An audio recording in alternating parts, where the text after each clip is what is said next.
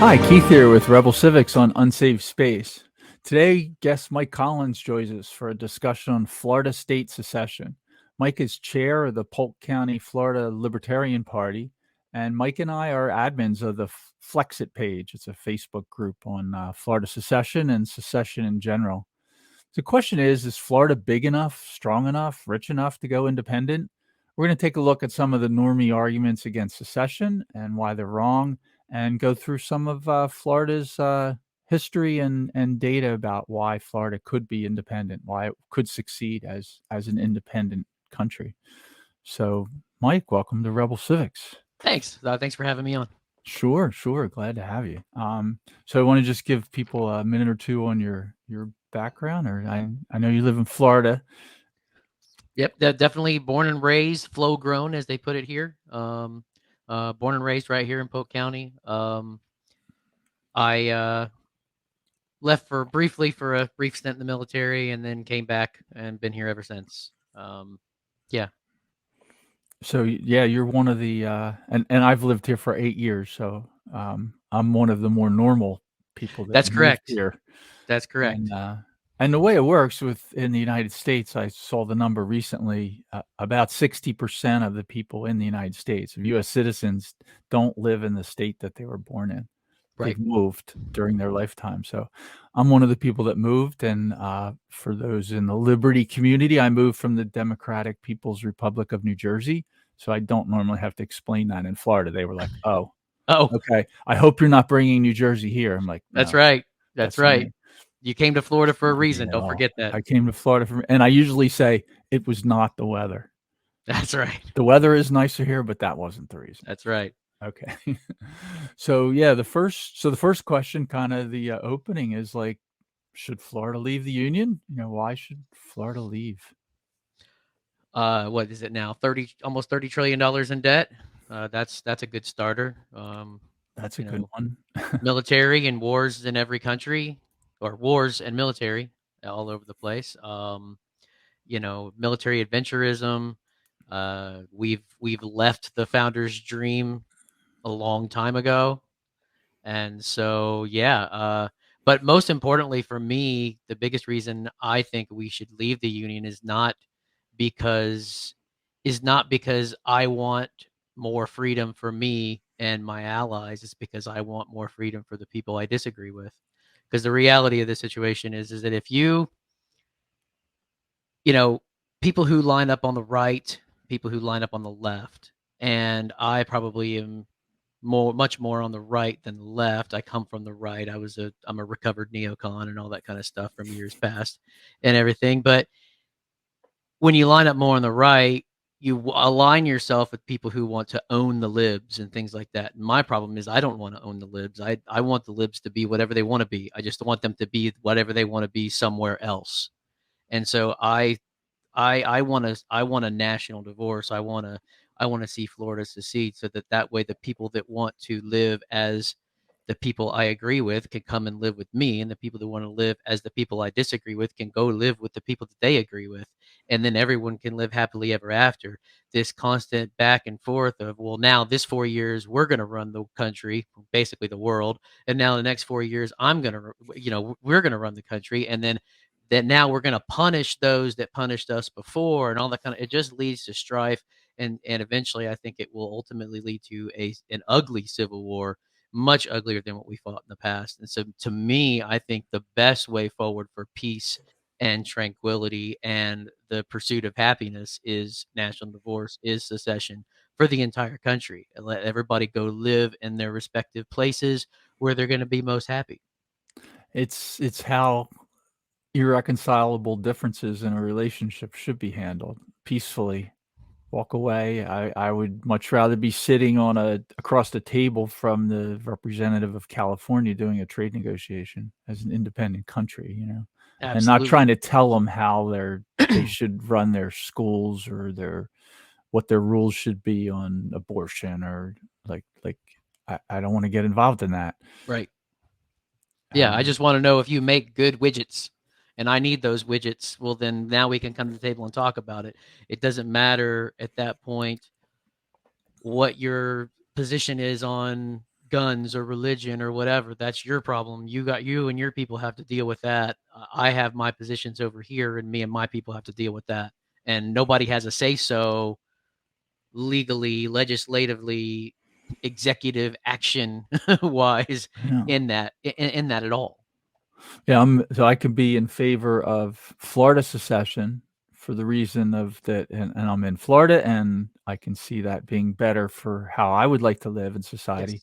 And I'm also in favor of California secession or splitting California in two, whichever one works out best that California decides. Right. I incline to like the one where California splits in half, and the Cal-Exit proposal where 22 counties, center coastal counties, split off and form a new country, the Republic of California, and the remainder of California ends up as a swing state.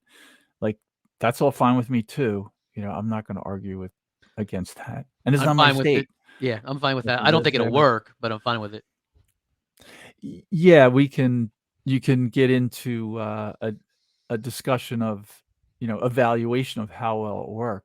It's hard to say even with a country like that, because the arrangement now causes the behavior to change. Right. So I welcome the experiment of the socialist paradise, whatever you call it, the progressive liberal paradise of the Republic of California, operating as an independent country. There's a lot of businesses, there's a lot of wealth there. Yes. What I would expect is the behavior economically to change, because anybody who's read Mises or Rothbard, or even actually just any basic economics book, would look at that and say, well, that's a disaster, that's going to fail. Oh, But the completely. problem, but I think what will happen is it'll kind of go downhill, and then it's like when you kick the 22-year-old out of the basement, like, you got to go get a job. Finally, you kick them out of the house. Like, that's how you handle it. I kind of think of it that way. Like, I welcome the experiment. That's where I like to put it. Well, I just mean that legislatively it won't work. They would be better off trying to, like, I think is it Oregon or Washington State has come up with a proposal to move those counties to Idaho, and Yeah, that would work better rather than saying, well, we want to be a separate state, because in order to do that, the states are subsidiary of the counties are subsidiary of the state, meaning they are property essentially of the state. So the only way to legally do it contractually is to actually get permission from the state to leave. And so then that becomes problematic, because that's their tax base, so that they can actually afford to do all the horrible things they're doing in Southern California. So they're never going to let those guys leave. That is how some of the like, there's several different proposals, and I'm still working to get my hand around them. I've done 2 shows so far in California on 2 different secession Oh, really? movements. That's great. But the one that's the full state secession is like the whole state goes independent, which is what we're talking about. I've been using the phrase state secession for that. Okay. I'm open to a better phrase, but I mean full state secession. Yeah. And then there's this, intrastate secession with an A, intrastate secession, which is areas of a state. County's the easiest way to do it, because county already has government. Right. So the Cal-Exit 3.0, they call it, is there's 22 counties that are overwhelmingly Democrat left voters, all along the coast. You could name them. Oh, yeah. San Francisco. It goes most of the way to the northern border, not quite down to San Diego. Into Sacramento, and those counties would be, with the current demographics, would be 3-to-1 ratio Democrat voters if they split off. Okay. Like, there's the paradise, right, for that ideology, and I'm fine with that. And then the rest of California would be a swing state. So that idea is a state secession, but it's not the whole state; it's part of the state. Right. It is a harder sell. You have to break away a piece of a state, which is harder than the whole state. But it's been done before. Right. West Virginia did it, and you could argue about that wasn't constitutional, but it has been done. Right. So there's that. Anyway, back to Florida. So I had a couple links I was going to show. So you started with like taxes and economy. So this is one that I found. This is the average taxpayer. This is for 2021, the year, on a site called National Priorities Project. They say the average Florida taxpayer paid $14,400 federal income tax. That's more than the national average. So kind of an eye opener. Guess I'm not that far off from the average, but so the average person for that, I mentioned earlier, like, okay, you spent $66 on nuclear weapons and $1,500 on COVID checks for individuals. So if you got that $1,200 check, You it's paid in. $1,500 for it. You paid $1,500 for Of a course you did. $1,200 check. Yeah, Yeah, I that kind of sounds look like at that. government. The quip I use, I made a meme from this and I spread it all around. It was really fun when they were issuing the checks. But the reason mice die in mousetraps is they don't realize why the cheese is free. That's right. That works for Americans for $1,200. Absolutely. So yeah, there's there's that one. And if you want to just bring up some of these, education, $1,000 for that. Interest on the debt. Now this is 2021. I don't know what it is now, but Ooh, they it's got to just be lost higher. control of the interest rates. That's why it's really part of why SVP and Sovereign, whatever the other bank that just failed, and why they Signature, yes. And then the third bank they just issued a huge bailout of like a couple days ago. Like that's a key there. That's not a sustainable thing that the Federal Reserve and the federal government is doing to us. That's not going to last. You said No. in the beginning 30 trillion. I make sure I Yeah. get that right. 30 trillion. That's a big number. Yeah, with a T. With I a love when I T. do that with people. I actually write out all the zeros, and people are just like, "What is that number?" I'm like, "Exactly." People just That's a good one. can't even fathom it. The image. I remember seeing an image of like if you stacked it up in dollar bills, it goes to the moon and back or something. Don't quote me on that, but Right. it's a big number. Healthcare. So the average Florida taxpayer sent the federal government $3,200, $3,200. Imagine if you had that money back, you could just about pay your insurance for the year. Yeah. And include this one really pissed me off is $29 for the CDC. Like I didn't want to spend $29 on I would much rather have that one. So $29 towards government propaganda. Yes, that's right. That's where a lot of that went.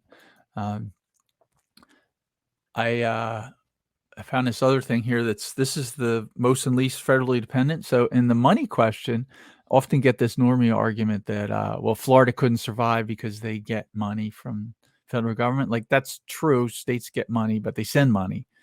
And Right. what's the ratio? So it turns out in these people's index, now they looked at dependency of individuals and dependency of the state government, like how much are they getting versus how much they send. So these people rank Florida as 34, where one is the most dependent. New Mexico. Oh, okay. Turns out one is the most. Alaska, number 2. Mississippi, number 3. Kentucky, number 4. West Virginia, 5. Yep. No surprise there, right? No. It as a sniff test, it makes me think they're in the right range. Right. There's a couple I was surprised about. Tennessee, I thought would have been lower, but I guess there's a lot of poor rural areas. There are. Yeah, that's why Vermont. West Virginia is so high, because there's so much poverty up there. People live in the hills. They just come down. They come down once a month when they get their checks and buy enough food for the month, and they go back up, and you never see them again. Yeah. And I've spent a lot of time in West Virginia. I was there for a week last year camping up in the mountains. Like if you actually meet a lot of those people in the zombie apocalypse, that is actually a place to go. That's where you want to be. That's right. Those are the ones that survive. So you have to wonder, okay, they are taking advantage of the current setup, but those are the individuals that will change their behavior in a second if the situation changes. Like the quip that it applies definitely West Virginia, Kentucky, and to Central Florida. In a natural disaster or the zombie apocalypse or the federal government tyranny, one redneck friend is worth 1,000 PhDs. That's absolutely right. So anyway, they put Florida number 34. It's well down on the list. It's next to Texas, New Hampshire, which is pretty good. Like, so I thought it was interesting that they got Florida, Texas, New Hampshire all next to each other. California's right there too. These are states that are talking about seceding. Seriously. Oh, but if you scroll down though, like you should have stayed where you were. New Jersey's right there at the bottom. Yeah, if we could do a whole show on why not to stay in New Jersey. And to be fair, I had a nice house in a beautiful rural area of South Jersey, deep South Jersey, and a good job. And when I retired, I came to Florida. The neighborhood I lived in, I can only recall in 25 years or so that a house, I only knew one couple that stayed in New Jersey when they retired. Like, Really? no, people leave, like New Jersey's. But yeah, economy wise, New Jersey is just filled with lots of jobs. I'm in the tech field. I'm an engineer. Like, yeah, it's a good place for that. Uh, it's got a huge shipping port like Newark and Jersey City, and like there's major shipping. It's bigger shipping port than any place in Florida has. Like New Jersey does have a lot of economic activity. So Well, they're and a fun little fact about Jersey, you may or may not know, they were one of the last states to actually abolish slavery. They didn't do it until I believe was the 14th Amendment was actually passed. yeah, that's a good one. I did Yes. know. Yeah, they Throughout abolished. the entire Civil War, they actually still held Sure. slaves. Along with Delaware, Yep, Maryland, West Maryland. Virginia, because the Emancipation Proclamation exempted all Well, of it those freed no places. slaves. It only Freed freed no slaves in slaves. areas where they had no power. Yeah. We better not go down that rabbit hole. I already did a show on that, so and an article. Um, yeah, the myth, it's called The Myth of the Emancipation Proclamation. That's right. But so yeah, New Jersey had that. New Jersey's an interesting fact. I proposed it last year at the Pork Fest Freedom Festival, a debate on the state least likely to secede. And I was going to take New Jersey, and somebody else was going to take Massachusetts, and we were going to debate about which one was the least likely Those would be to tough. I leave the think I'd go Union. with Massachusetts, but Yeah, yeah. the in New Hampshire, the people were saying Massachusetts definitely, but that's because they don't know as much about New Jersey as I Right? That do. could be So true. I was arguing like, let's have this as a Oxford style formal debate. What is it that what is it that I don't know how family friendly your show is. What is the term they say for Massachusetts residents? Mass holes? Mass holes, yeah. Somebody was joking about that actually 2 nights ago Oh who yeah. was visiting. Yeah, there's plenty of people from Massachusetts here in Oh yeah. Florida. As you know, you're familiar with Mhm. the change of colors indicating the season. When Yes. when you go out on License Route plates. 1, all the license plates Oh change. yeah. Yeah. It I looks work in healthcare, so I know exactly what you mean. Oh, yeah. Yeah, I had my teeth cleaned by someone yesterday who's about to go to Delaware, actually, Oh boy. for the summer. So, yeah, there's a lot of snowbirds in the healthcare industry. Ah, Like interesting. like in my area, the local hospital, somebody from there told me it's about 50%. Really? So the staff 50% of the staff is snowbirds. Huh. They're in Rhode Island, Massachusetts, Connecticut, Maine, Wild. I didn't Vermont. know that. That's where they work in the summer. Yeah. And then they come here, and so I'm on the coast, so it's a big. I don't know what the population change here, but I wouldn't be surprised if it's at least 2 to 1. I was gonna say Might be it's got to be more. high. But, I mean, Polk County's not bad. I work in Winter Haven, and when I was growing up, they used to call it God's waiting room. But because that was where all the snowbirds came in and Mhm. everything, and it was like the elderly area capital of Polk County, and yeah, you get quite a bit of change there. But like around here, like where I live in actually in Mulberry, which is south of Lakeland, and it's not too bad around here in terms of the explosion during this time. But over there it is, and then on the coast it's insane. Everyone, everybody comes down with those New Jersey government pensions, and Mhm. they buy their $600,000 homes in a junky little subdivision in Sarasota, and so they can live on the coast. Yeah, and they so yeah, our the area where I live on the coast is like that. You drive around and there's a large number of shuttered houses in the summer. And I'm Hmm. full time. We actually like the summer. It gets quiet and everything. I like the winter too. I Right. mean, enjoy Florida in the winter, but anyway, yeah, that's a thing with Florida, and it is a part of the Florida economy is tourism. Somewhere around 100 million people a year visit Florida as tourists. Right. Like so as far as can Florida economically survive, like, it's a huge tourism destination, including people Yeah. that are here for months, living in their campers and driving around, and Right. they're spending like, all that economy in Florida would not change with Florida seceded.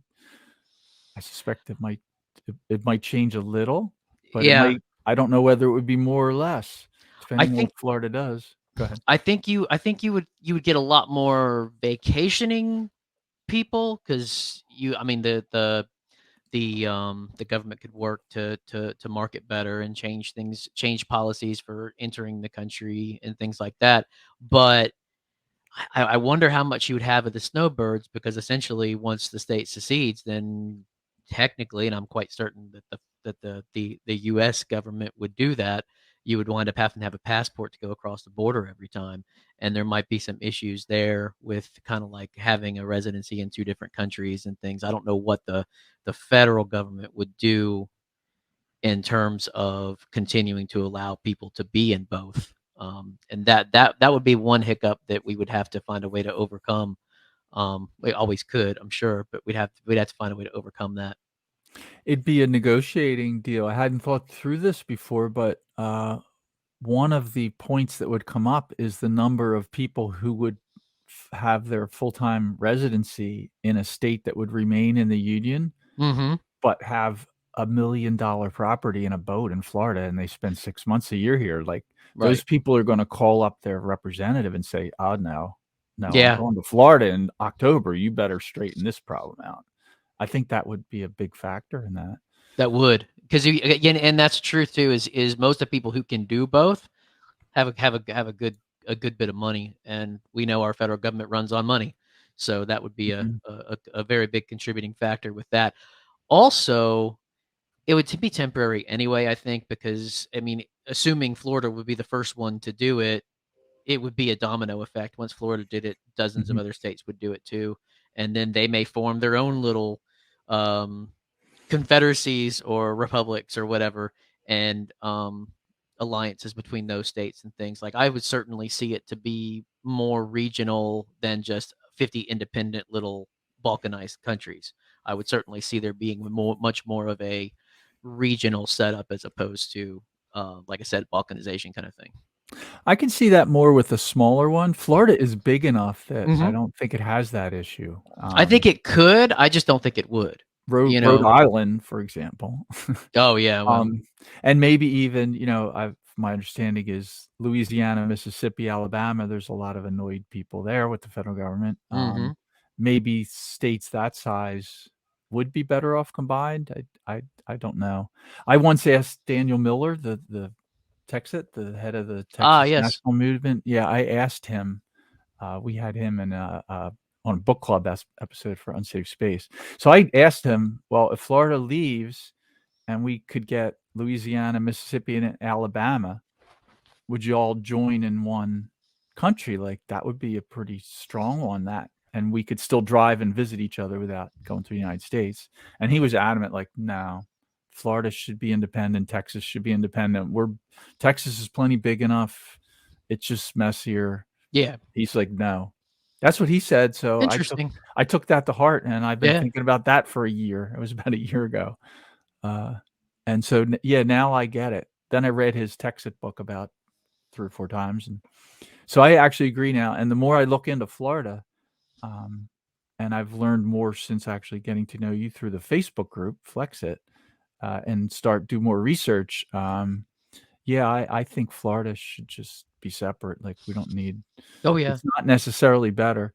And the culture in Mississippi and Alabama, if those were the ones that combined, and Georgia is enough different that Yeah, it is. it could, like, the decentralization is the trend worldwide. There's Right. 195 or so countries, depending how you count. Um, there was half that number not that long ago, right? That's right. Beginning of the last Less than century. half. Was it at the start of World War II, I think it was. There was 59 countries or 54 countries, I Oh, think it was. And I mean, and it's just yeah, it's absolutely. over 3 times Yeah. in that, Yeah. and that wasn't that long ago. Like, there's still people alive today that, you know. Right. They remember those days. Exactly. Yeah, I mean, one of my neighbors was telling me how she remembered them turning all the lights out in New York City because of the Germans in World War II, and how that scared her when she was a little kid. Like, she was, like, 6 then or something. Right. Like, that's not that long ago. There's people No, that it's not. remember that. 59 is, yeah, around that. So Hmm. it's 3 times Yeah, I think it's 3 in that times. roughly 100 years, Hmm. rounded off. So in 1 Right. century, there's been so many secessions, and a lot of them were secessions. I mean, the whole Yeah. Soviet Union, the Baltic states splitting up, Right. and Namibia breaking off from South Africa, and Hmm. there's so many secessions, I couldn't even possibly rattle them off the top of Right. my head. And anytime a smaller, what would you call it, a smaller state, if you will, leaves a larger union like that, it's always a secession, whether it's peaceful or not. And the majority of them are peaceful. That's the part that's one of the things that I think is, people are always like, well, it's just going to be, you just want another civil war. It's like, no, I want secession so we don't have a civil war. That's the point. And there's no reason, everyone ties the Civil War to secession and secession to the Civil War, and they're both two completely separate things. And that's the part that people have one of the biggest difficulties with, because you bring up secession. That's why everyone's using terms like national divorce or Flexit, things like that, because the word secession is an ugly word now. It's deemed something that you can't really talk about. And so when you talk about secession, everyone instantly thinks, oh, slavery, oh, you want to have slaves. It's like, no, that's not that's not at all the same thing, and you have to really backtrack. And like one of my favorite things to do when I talk to people about secession is I tell them that the Declaration of Independence is a secession document. Oh, And most people don't know that. Most yeah. people look at it as something else, and they don't equate the Declaration of Independence to secession, but that's exactly what it is. It's I mean, and the best line of the document is at the end: these states are and ought, or these colonies are and ought to be free and independent states, not we are and ought to be a whole nother conglomerate nation, of a bunch of different provinces. That's not what we are. It's not what we started out as. Yeah, and I'll read the one line from it. I happen to have it sitting here, but it ends near the end. It says all political connection between them. They're using the pronouns on purpose. All right. Between them and the state of Great Britain. Virginia was a state. Massachusetts was a state. Great Britain was a state. States capitalized. State of Great Mm-hmm. Britain. Just like they say, these states. Right. These United States. The united in the Declaration of Independence is lowercase. It's just the Right. English word united. So, yeah, I agree. That's a great way to say. You say it's a secessionist document. It's a Yes. document of secession, and it's Mm-hmm. 13 secessions. It's not Right. one. Right. And what is it called? The Treaty of Paris that was signed at the end of the It's war? not one treaty. It's No, it's 13. 13. It's 13 individual treaties. There was no thing to make a treaty with. There's 13 things to make a treaty. So there's a treaty. There's 13 treaties between the state of Great Britain and the state of Virginia. There's Right. another one between the state of Great Britain and the state of South Carolina. Mm-hmm. And when in the 1776, when they announced the secession, that they were leaving England, dissolving the ties, several states had already left at the time. On July 2nd, when they voted to pass the amendment, and then July 4th, when they published it. Mm-hmm. Virginia had left the Union months before that. Right. So had I forget some of the others. I won't say. Massachusetts, I'm pretty sure, was one that already Mm-hmm. left. So there's several states that already left, and several states were voting to leave that week. The Declaration was really just a formal announcement to the world and to the king, with a list of grievances, Right. and a lot of those grievances today still apply. They do. To Florida. They, One of my favorites. I did a video one time where everybody read one of the grievances, like pick out your favorite and read it. So the one I read was, he has erected a multitude of new offices and sent hither swarms of officers to harass our people and eat out their substance. oh, wow. Like, yeah, that one sounds familiar. Yep. That absolutely Swarms of sounds familiar. officers harass our people and they're eating out our substance. So, yeah, the 27 grievances in the Declaration of Independence, there's a lot of them still apply. For imposing taxes on us without our consent. Not all of them. This one's not too big of a problem. For transporting us beyond the seas to be tried for pretend offenses. That one's not too No. bad. Quartering soldiers in the home is not generally a problem today, although I've heard people argue that it is, for not quite the same way. How do they argue that? I'm actually interested in hearing that. That 'Cause I've we're not actually heard that required to before. pay for and support soldiers in Oh, our okay. state, and they're not actually coming into our house and taking our food, but they do it indirectly now. They take our Interesting. money. Yeah. So Okay. yeah, I've heard some good arguments, like one to go, oh yeah, you're right. When I finish, I'll send you the link to that. But I started working on an article called "The Last of the Bill of Rights Falls," and it's about that one. So Really interesting. I'm still working on that one. But yeah, I'm going to write an article that explains, because the other 9 are easy. Like, oh yeah, Yeah. you can I can go through and explain the other 9. But the Mhm. one about quartering of soldiers, I didn't think that one. But yeah, so No, that was like the only one, and it was just mostly because it was like obsolete. Basically, was the idea, because now we have yeah, bases and we have this and we have that. But yeah, that's actually a really good I'm point. really sorry. I hope it doesn't hurt your weekend. But N- no, No, not at all. I actually I've said for a long time that the best way to preserve the Second Amendment is to dissolve the army. yeah, I got into it with Benjamin Schaefer, who's been a guest 3 times on here. He's an attorney, and for goldback, you familiar with the alternative currency goldbacks? Hmm. So he's a counsel with them and does sales and stuff. Anyway, his argument, our first conversation, we started about the right to keep and bear arms when I met him. Met him at Porkfest from New Okay. Hampshire. And it didn't take very long to get to, like, well, of course F-16s are covered by the Second Amendment. He's like, we don't even need to talk about that one. Right. Of Like, course. that's an easy one. But he says, he starts with, well, standing armies are a violation of the Second Amendment. It's like, Hmm. ooh, this guy's interesting. That's when I asked him to be a guest. And Yeah. so he presented that argument pretty well, that Hmm. yes, standing armies are a violation of the Second Amendment, that And the the whole Constitution, concept, yeah, the original the Constitution. original document. Yeah, Oh, absolutely. yeah, tell me more. Well, because it says, I mean, and that's one of the ways they get around it, of course, is it says that no army has. I have to look it up. I Oh, got an there's app the for that. 2-year, no army Yeah, the shall two. Yeah, be a portion for funded for 2 more more than 2 years years. without basically without being on a wartime footing, and that's why we've been on a wartime footing since 1945 when we entered World War II. Ever since then, we've been on a wartime footing.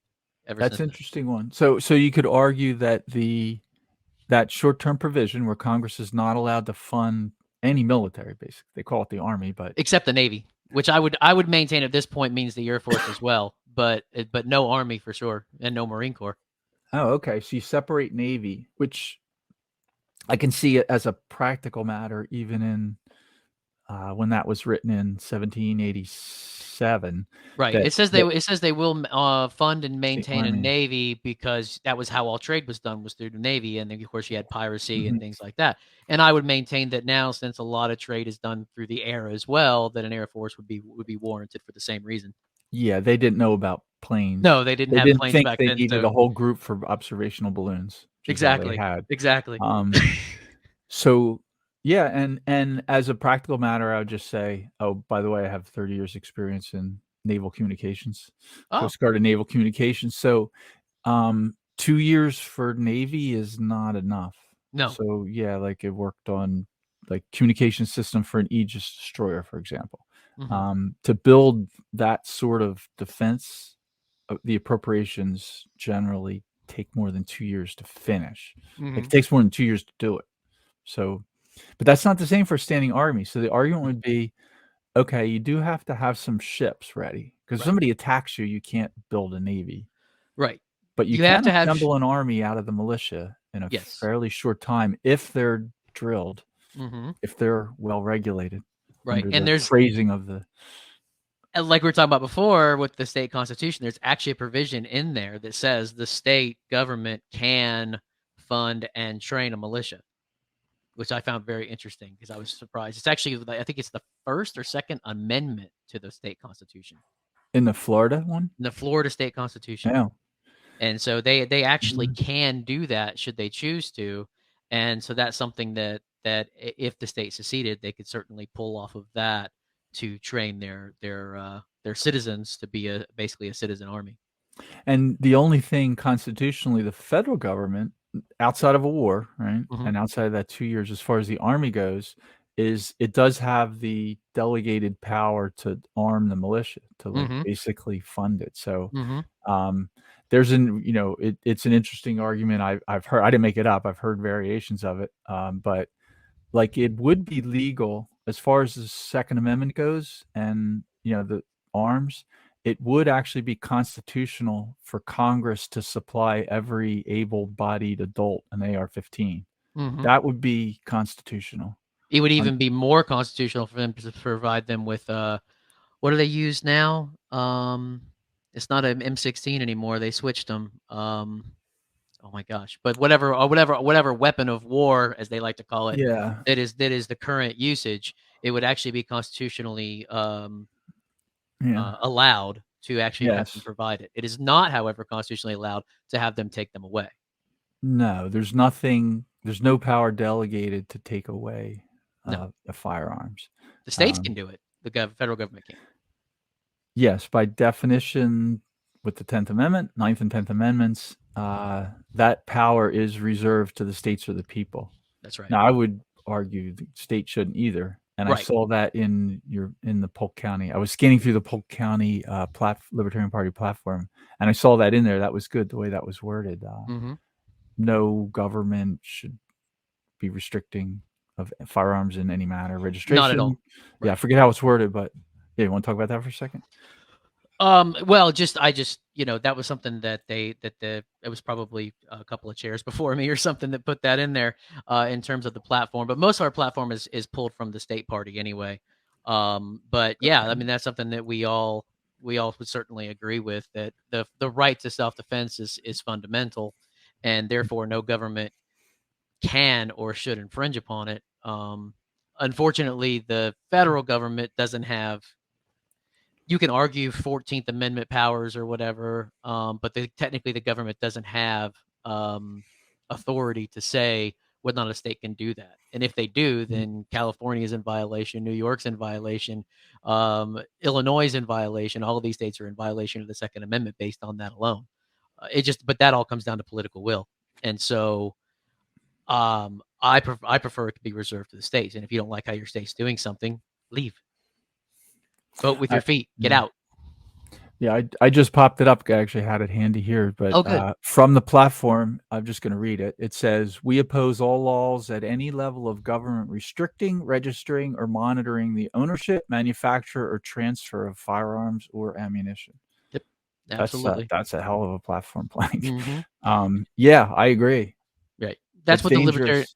That's what the Libertarian Party of Florida.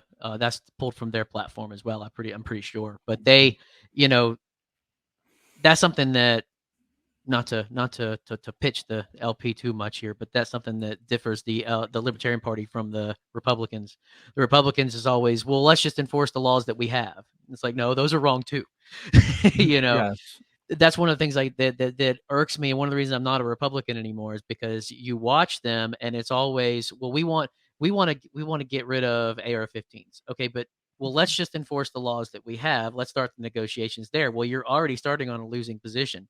What you should say is, I want to get rid of AR-15s. Okay, well, I would think that tactical nukes should be allowed for any citizen that can afford to buy one. Now let's start negotiating. Yes, You know what that's I mean? And okay. then you start from a winning position. You know what I mean? Like, if we're going to Mhm. negotiate on this, let's at least negotiate from everything should be legal to we want to restrict this one firearm. And that's one of the failures to me, one of the big failures of the Republican Party on most things, because they just always want to maintain status quo. Well, if you want to maintain status quo, then you already start from a losing position, because the only way to make a change is to go their direction. You should always Mhm. start wanting more than they're willing to give. That's how it should always be. The conservative Republican mainstream concept is to whatever tyranny is in place, just hold tight with that. That's right. Like, That's right. don't let it expand more. That's how I Hmm. would kind of summarize it. And the Uh, Democrats want to expand it more, and then what they do is they compromise. They that's always right. compromise. What is it? So Michael it's Malice says Republicans are socialists going the speed limit. yeah, yeah. I think That's a it's brilliant one. progressives. Yeah, Progressives, yeah. driving the speed limit. Mhm. Republicans or progressives driving the speed. So yeah, I debate that contingent often. Yeah, they believe in some gun control, right? Mhm. My local, it's Florida topic. Brian Mast is my congressman who's was part of the AR-15 ban. Right. So he'll go around and talk about gun rights, And I first saw him. He's like, "Yeah, I got my Glock on me," or something. Like you think, "Oh, this guy's based, right?" But Right. then I watch a video of him and Nancy Pelosi trying to convince President Trump to sign an executive order to ban AR-15s. Hmm. Like, no, that's not actually what he is in office. So, I'm That's not even right. going to get into that particular district, but um, you might Well, glance at him, and I drive around and it annoys me because I see these veterans for Brian Mast all over the place. Because he goes around with it. He doesn't have legs. Sad about that part. mhm. He was a bomb explosive tech. So he doesn't have any legs. He's got his artificial legs on. So good for him. I'm glad he survived the thing. And but he takes full advantage of that to implement gun control. Right. Basically what he's doing. And that's a common thing in the quote unquote rhino of the Mhm. Republican Party. Well, our great sheriff, Sheriff Grady Judd. Everyone loves Grady Judd. You've probably heard the name I all the way recognize down the there where name. you are. Yeah. Yeah. His sheriff's department is the largest or the greatest executor of red flag laws in the state of Florida. Wow. So he And beats he St. Lucie? Yep, and Or he actually sat on the commission that implemented all the new gun controls after the school shooting down in South Florida, the Parkland shooting. He actually sat on the commission to institute all of those gun laws the that red they flag passed. laws The and red flag laws, you have to be 21 years old now to buy a handgun or any gun a really. rifle, right? They Yeah, a changed rifle rifles even, to yeah. 21. Yeah, and then, there's a couple other more rules in there, and You he can was make an anonymous call mhm. and the cops will come and take the guns away. Yep, he was on the commission that actually created those laws. But then if you hear his public persona, it's, "Oh, I love gun law. People in Polk County have guns, and how did he put it? I implore them to use them when necessary," and all this kind of stuff. And it's like, yeah, maybe, but at the same time, not really. His record speaks otherwise. And that's something and it's extremely hard in Polk County to get people to understand that about Grady Judd. It's extremely difficult because when you bring up that name, everyone's just like, "Oh, we love Grady." And he has done some good things. He does some really good things with rounding up, pedophiles and things like that. He's really good on that stuff. But he's never seen a camera he didn't love, and he's really really bad on guns. His rhetoric is really great, but his record is really bad on guns.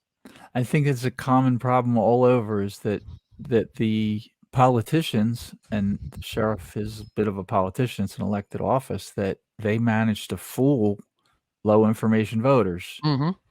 And, low information voters get what they deserve in the end. Yeah, and it's worse Unfortunately. it's way worse on the local level, and that's one of the things. That's why it's one of the reasons I joined the Polk County Libertarians is to try to raise some more awareness on the local level because Mhm. and we need help. Who do we need help? We need lots more people and we need funding and everything else, but we do our absolute best to try to raise awareness. We do First Friday meetings, all that kind of stuff to Mhm. get them to get awareness out to the people about some of these issues. We've talked about Grady Judd with people. We've talked about other local issues that we deal with in the area because most people don't know what's going on in local government. They just look at these guys. They've never heard these names before. Oh, well, this one's got an R by it. Mhm. I'll vote for it. Or this one's got a D by it. So I'll vote for him, and just hopes that something's going to happen. But it is getting better. There's organizations that are coming out now that are dealing with local politics and dealing with state politics on a to me what I think is an unprecedented level, at least in my lifetime. People focus on it much more now than they used to. The the two major parties you open with that, like just flopping back and forth, and Hmm. they just slowly grow. But as an independent country, it's easier to deal with that, and it takes Yes. away the whole drive to get to DC. Like Right. you get that part of it out, and you start the highest level representative you deal with is now the state representative, Hmm. who you can go over and meet. Right? There's Right. not that many. You make it smaller. That's the decentralization thing. Right. It is possible to get a meeting with your state representative, and I've Well, done it. it's all about scale. And during the founding of the country, it was believed that a representative scale of 1 to 10,000 was the best that you could achieve, um, on a practical and reasonable scale in order to have accurate representation.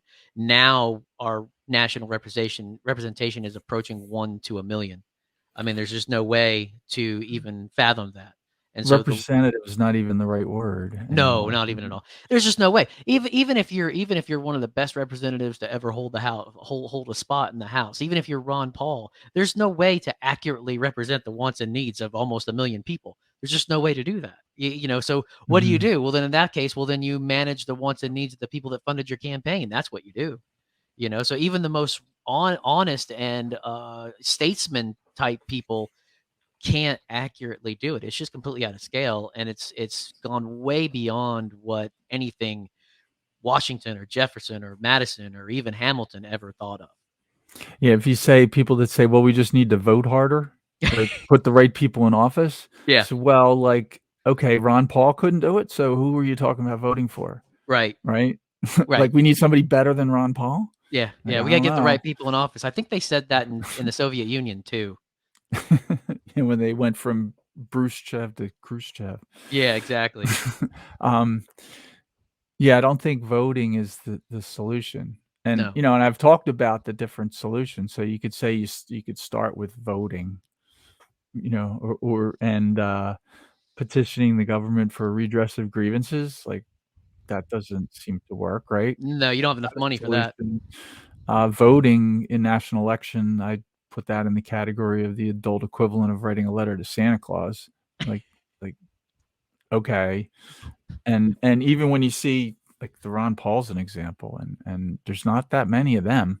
Mhm. Uh, if Dave Smith gets the nomination from the Mises Caucus, Libertarian Party, I will bother to go to the polls Right. and vote, but, I wrote in Thomas Massey last time for Oh yeah, president. that's a good Yeah, choice. I mean, he's already going there. I wouldn't wish that job on anyone, but No. he's already going there and trying to do stuff, so he's, I think, the best candidate. I certainly would have taken Rand Paul Mhm. or even Mike Lee, or there's Right. people I wouldn't mind, in there. Um, Even Justin Amash. I mean, there's Right. better choices that I would have voted for instead of writing in. The Mhm. time before that, when it was Trump and Hillary, I didn't even go. Yeah, yeah. What's the point?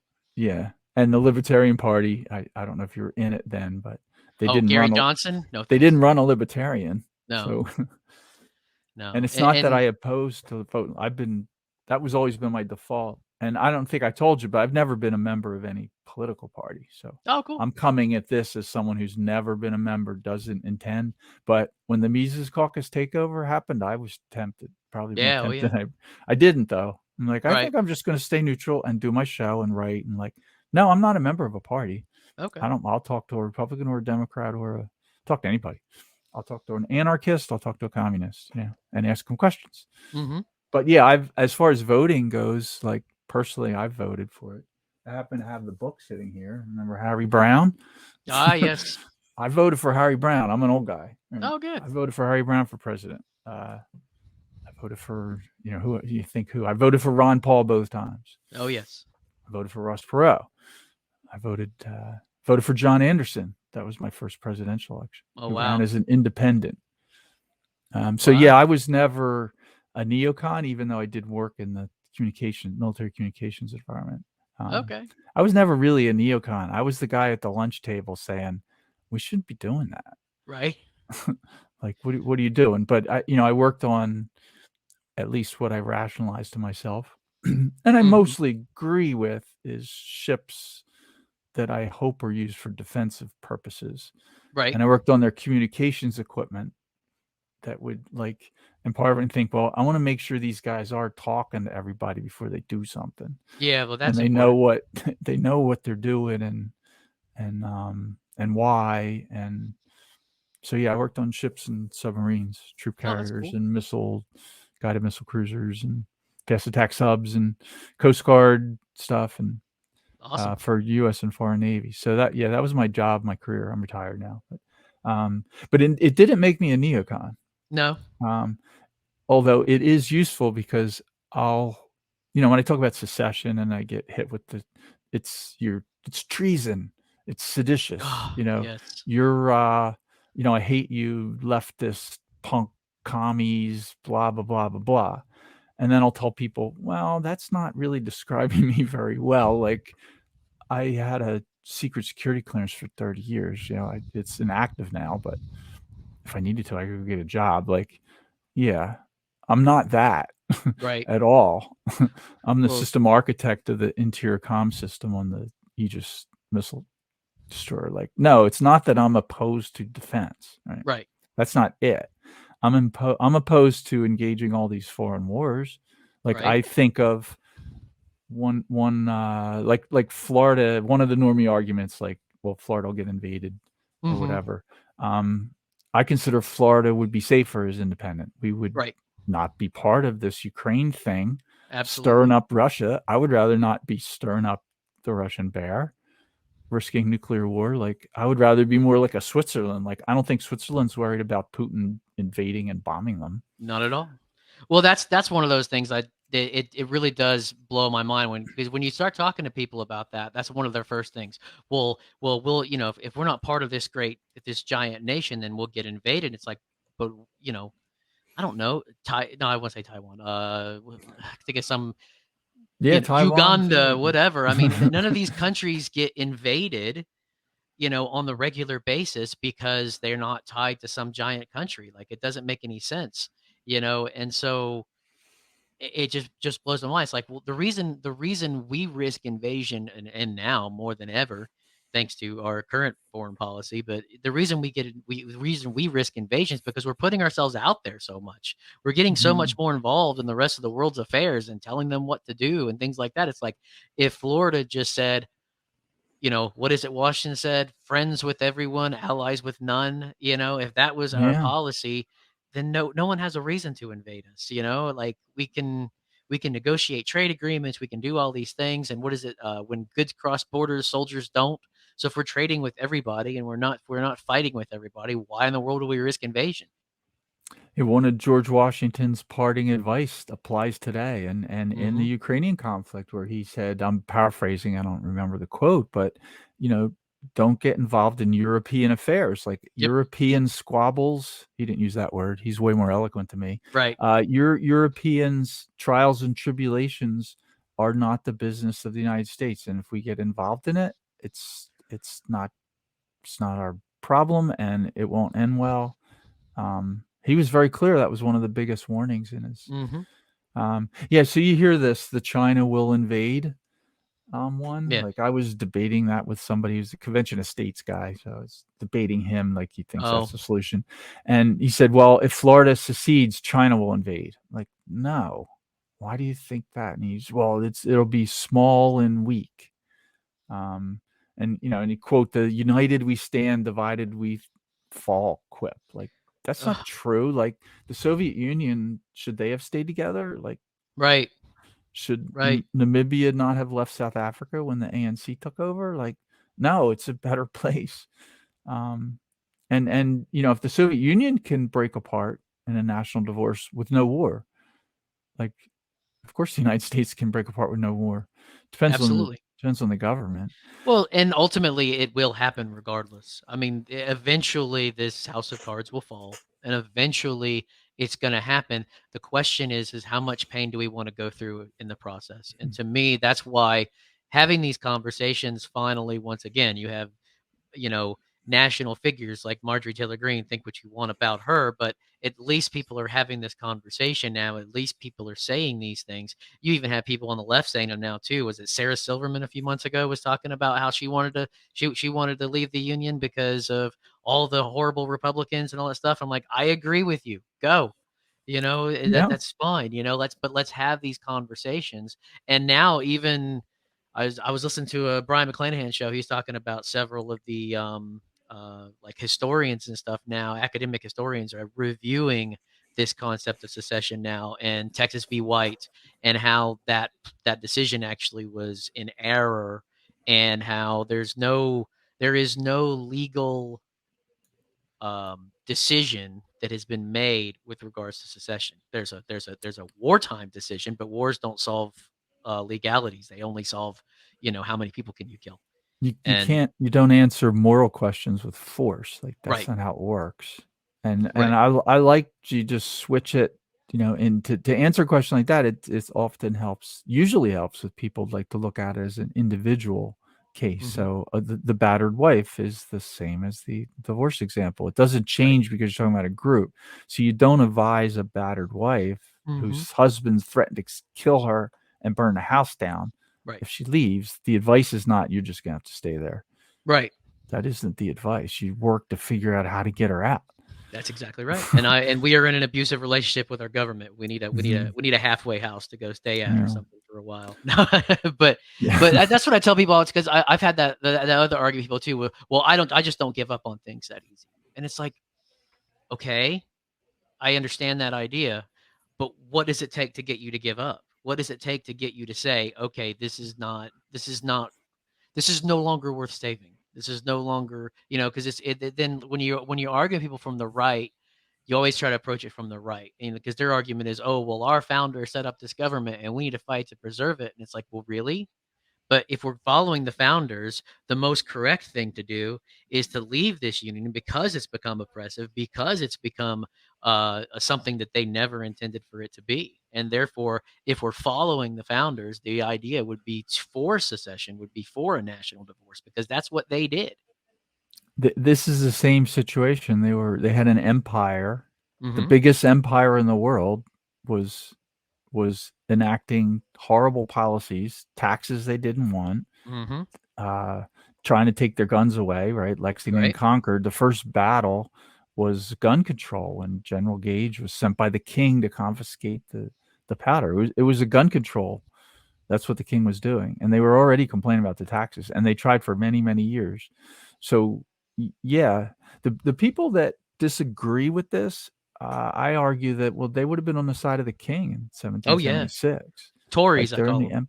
Tories. They're in favor of maintaining the empire.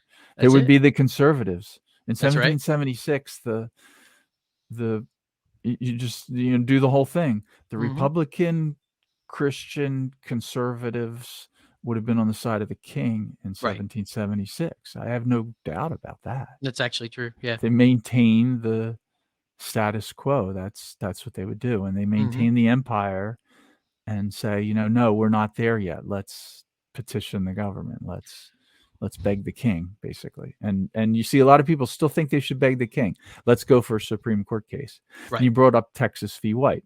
Mm-hmm. So that's an opinion that a Right. lot of people use to say that a state can't leave, which it actually doesn't even say that. No. Um, but even if you use it for that, even if you claim it can be interpreted like that, it's an opinion of some politically connected lawyers. The guy who wrote it was a Lincoln appointee, and it was right after the end of the war for Southern independence. Like the court's job at the time was to justify the previous action of the federal government. Like that's their Absolutely. job. Of course, that's what that says. I think they did a fair job of dancing around it. Mm-hmm. Mm-hmm. Actually, if you were told like that's what you have to do, or you lose your job, or I don't know what would happen if they actually followed the Constitution, Yeah, which I they don't should have know. done Well, they could have been impeached. You can impeach a Supreme Court justice, after the and opinions issued. right, yeah, after the opinions. But then they could just replace somebody, and they could overturn the opinion. Yeah. Like they did with Roe v. Wade. But they uh, the but that's the point. And I always talk to people when they start talking about constitutionality and all that kind of stuff. It's just Mhm. point to me the section in the document where it says you can't Yeah. secede. There is no part. I mean, if I would have been, well, I have to follow the Constitution. Like that's my job. That's what I Mhm. would do. But that's also the reason that I'm hosting Rebel Civics and writing for Uncover DC and Liberty Block and not on Supreme Court. Like Right. those two things are related. Like I would do the interview for Congress and it would be like, get out of here. Because I would start saying, well, I'm going to follow the Constitution. Right. Both parties would say, get out of Right. here. Oh yeah, no, they Like, don't want that. want I that? mean, What are and you they don't. I crazy? mean, even the Republicans don't want that. I mean, because technically, the decision they made on the New York gun case recently was unconstitutional. Because if New York does not have a provision in in its state constitution that says that that says you can't take away guns from people, then they can take away guns from people. The Second Amendment does not apply here. And Hmm. so even that decision was unconstitutional. And so the Republicans want unconstitutional legislation just as much as the Democrats do. They just want it on their side. I've argued with that yeah, that decision was wrong. The federal the federal court was wrong in that, because New York does have the authority to regulate firearms as it sees fit, including not letting people carry. I'm not familiar with the New York Constitution, but I know that something about the New Jersey one. New Jersey is one of the few states that does not have the right to keep and bear arms in its state Right. constitution. California doesn't either. Oh, I didn't know that. But so a state that doesn't have that, to argue that the state has to issue carry permits, you have to use the Second Amendment. Now you got to argue the incorporation doctrine. Right. Now you're opening this big quagmire, which is wrong. It's an invention of the Supreme Court that the Second Amendment's incorporated onto the state. So that's not true. The federal government has no authority to regulate firearms. Right. But the state does. That's up to the state and the people. So, I was early on, I used to argue this about the Second Amendment. And I tried to naively thought I was going to buy a gun when I lived in New Jersey. When I first started working in Camden, which had the highest murder rate per capita in the U.S. at the time. It's since been passed by East State Louis, I think, and way more than Chicago. Chicago is the highest. I think New Orleans is the highest now, but those cities are the highest for over 500,000 or over 1 million population. That's the major city rate. The small, if you look at the actual for cities, I think East St. Louis is the highest. Camden is like third or fourth now. Yeah, it's a higher rate. So anyway, when I first started working there, I was in my 20s. I thought, oh man, I better get a gun. I used to work late a lot. Oh, okay. So I'm a young guy. I'm the new engineer, right? So and I come out. So I'm in Camden, and when I finally and my car, big place, 3,000, huge parking lot, and my car's all the way at the end because it's 10 o'clock at night, and dark in a pretty bad area. And I'm walking out to my car. So I think I would get a gun. So I met somebody that wanted to upgrade their handgun, so I was going to buy it. So I went to the police thinking, oh, I just had to fill out some paperwork, right? And he laughed at me. He was okay, polite, but he just laughed at me like, you can't do that. Like, to buy a handgun in New Jersey, I gave up even trying to buy it. Oh my goodness. And I told the guy, like I mentioned earlier, like, I can walk around at sea unescorted on an active duty Aegis guided missile cruiser. Like I can drive my car into a Navy base by showing a badge. Right. But I'm not allowed to get a pistol in New Jersey and keep it in my car. Like, no, it'll put you in jail for 5 years for that. Oh my gosh. 5-year mandatory sentence. Like, that's the difference between the states. Then I come to Florida and people like in a bar will say, oh, I always keep my 6 Sauer on me everywhere I go. Some stranger will just, like, people said, that was one of my eye openers. People said, well, there's not going to be a mass shooting in a grocery store in Florida. Like, they're not going to get very far. Right. No, they do that in schools here, because schools you can't have that. You can't protect our kids as well as you protect our politicians. The Pulse nightclub. I looked up a number today. Actually, I started doing it because somebody was arguing about China's going to invade, and we touched on that, but we didn't really finish. But one of the numbers that I looked up was the size of the army of China.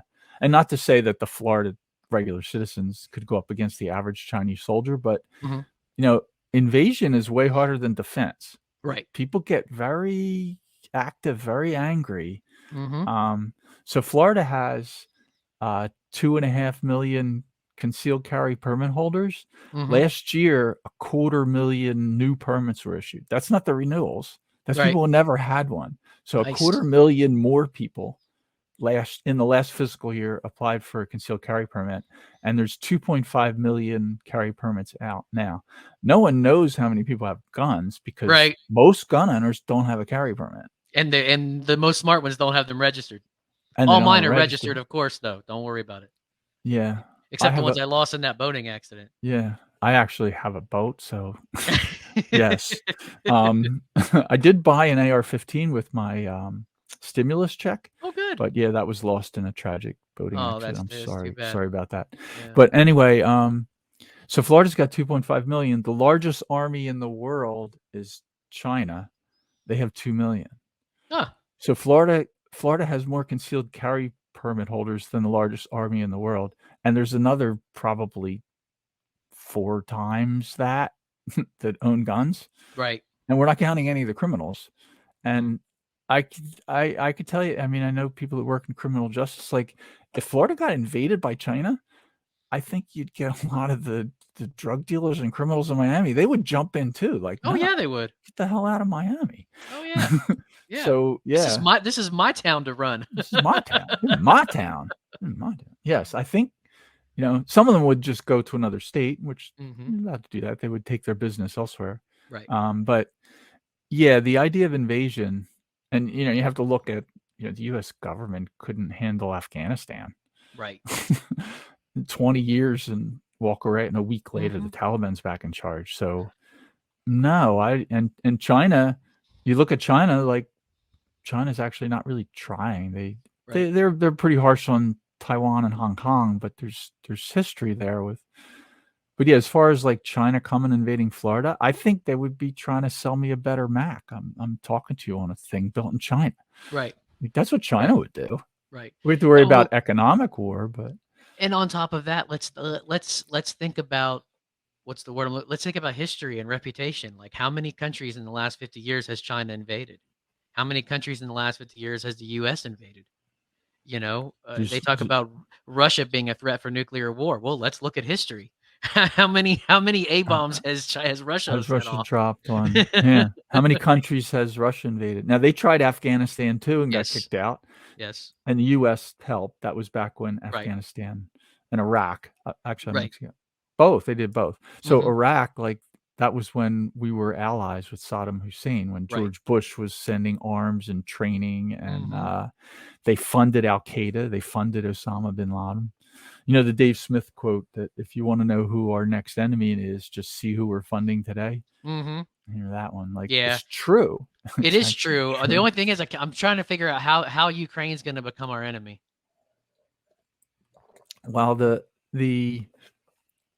I haven't thought about this, so I'm talking off the top of my head, but so the Ukraine mess that unfortunately our government is spending more money dealing with than the entire Russian military budget last year. Hmm. Um, and looking for red flags, that drone shoot down, I think, is a red flag, or takedown, however they False flag. dumped it. All splat. Like there's a red flag. Hmm. Apparently not enough, because we're not at nuclear war yet. So Mm. I'm waiting for a F-16 to get put out as bait. But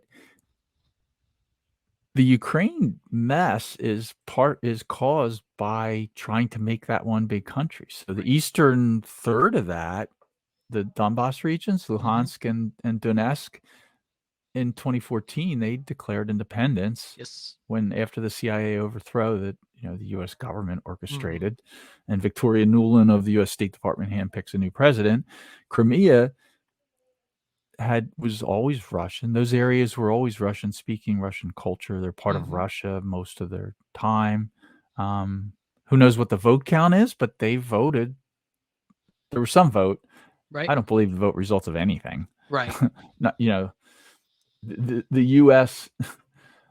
I should put this. The U.S. is in no position to tell other people how to run an election after the last presidential election. That's for sure. Like, you guys think, yeah, we're so high on the horse about how Yeah. you run a presidential election. Hmm. So I don't know what the results were. I don't trust the U.S. government's numbers, let alone the Ukrainian government or the Russian government Hmm. or the Crimean, whatever you call their thing. It's not a state. But they had an election that all evidence, all reasonable summation of the evidence is they voted to leave Ukraine and go back to Russia, where Hmm. they'd been most of their time. And Putin said okay, and they accepted into Russia. So since 2014, they've been part of that. Hmm. The Donbass regions have been independent, and that war started in 2014 when the Ukrainian government started shelling them. This is all the U.S. government messing with. Maybe that should be 3 countries. I don't Right. profess to know how Ukraine should be arranged, but I can tell that it shouldn't be one country. It's No, obvious. definitely not. Yeah, it's obvious. And I think that my guess is that this war is becoming increasingly unpopular. And so one of two things will happen. Either like you said, the US is going to hang out some bait or something like that to justify us going to war. And then when they do that, then most of the people will jump behind it. Or and this is one I probably hope for more, they'll have to come to a resolution on this before the next presidential election, because otherwise Trump or DeSantis or whoever the nominee is going to take Biden or whatever empty suit they put up there to task over this war, because it's becoming more and more unpopular, and it's becoming something that the people don't want to deal with, and they don't want us being involved in. So, like I said, my hope is that they come to some sort of agreement before the next election. Otherwise, the only other option is they're going to have to escalate. And you hear the rhetoric coming out of Washington, both parties mainstream want to escalate. Right. I think they want to keep the war going, maybe at a low level. It's hard to tell, but it's hard to tell whether they really want World War III. I at least like to think that isn't what they want. Right. But what they're doing is risking that. Yes. They're walking a very fine line. As a minimum, a reasonable conclusion is that they want to keep the war going as long as they can. Yeah. And they don't want to stop it. They've resisted negotiations. So Florida leaving the Union and being independent separates Florida from that. Right.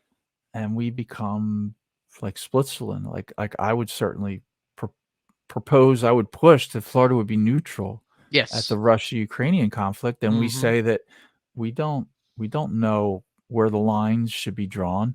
All the people there are talking about, you got this line here and we want to draw it over here instead of here. And guess what? That line moved around. It's throughout for the last 1,000 years, that line's been moving all over the place. Right. And they're ethnically Russian. And then the western edge is Poland. Used to be part of Poland. Right. A lot of people there are Polish. They speak Polish. They were part of Poland up until recently, in relatively recent history. And Ukraine was part of Russia for a long time. Right. The whole place. So yeah, that's an easy one to me to say we shouldn't be involved in that. Right. I wrote down a quote. I was going to read it to you if you didn't see this one from Michael Malice. It's in his You're Welcome show. Okay. 248 with Dave Smith is a reference. Anyone wants to go watch it, it's a great one. It's on Secession. Oh, nice. Michael Malice said, this is a quote, "The other thing that drives me crazy is this premise, which is not just in the case of national divorce, but also anarchism, is the premise that there is this small, weak area, it's prime for invasion. If that hypothesis were true, that would mean that small, weak countries don't exist. There's more than you can name, literally. There's several countries that don't even have a military." Love it. Like, that's true, right? That's a powerful argument for that. And I had some other numbers I was going to pop up here that I looked at, like just the size. Like, so here's the question. Is Florida not big enough to leave the Union? Like, how would you answer that?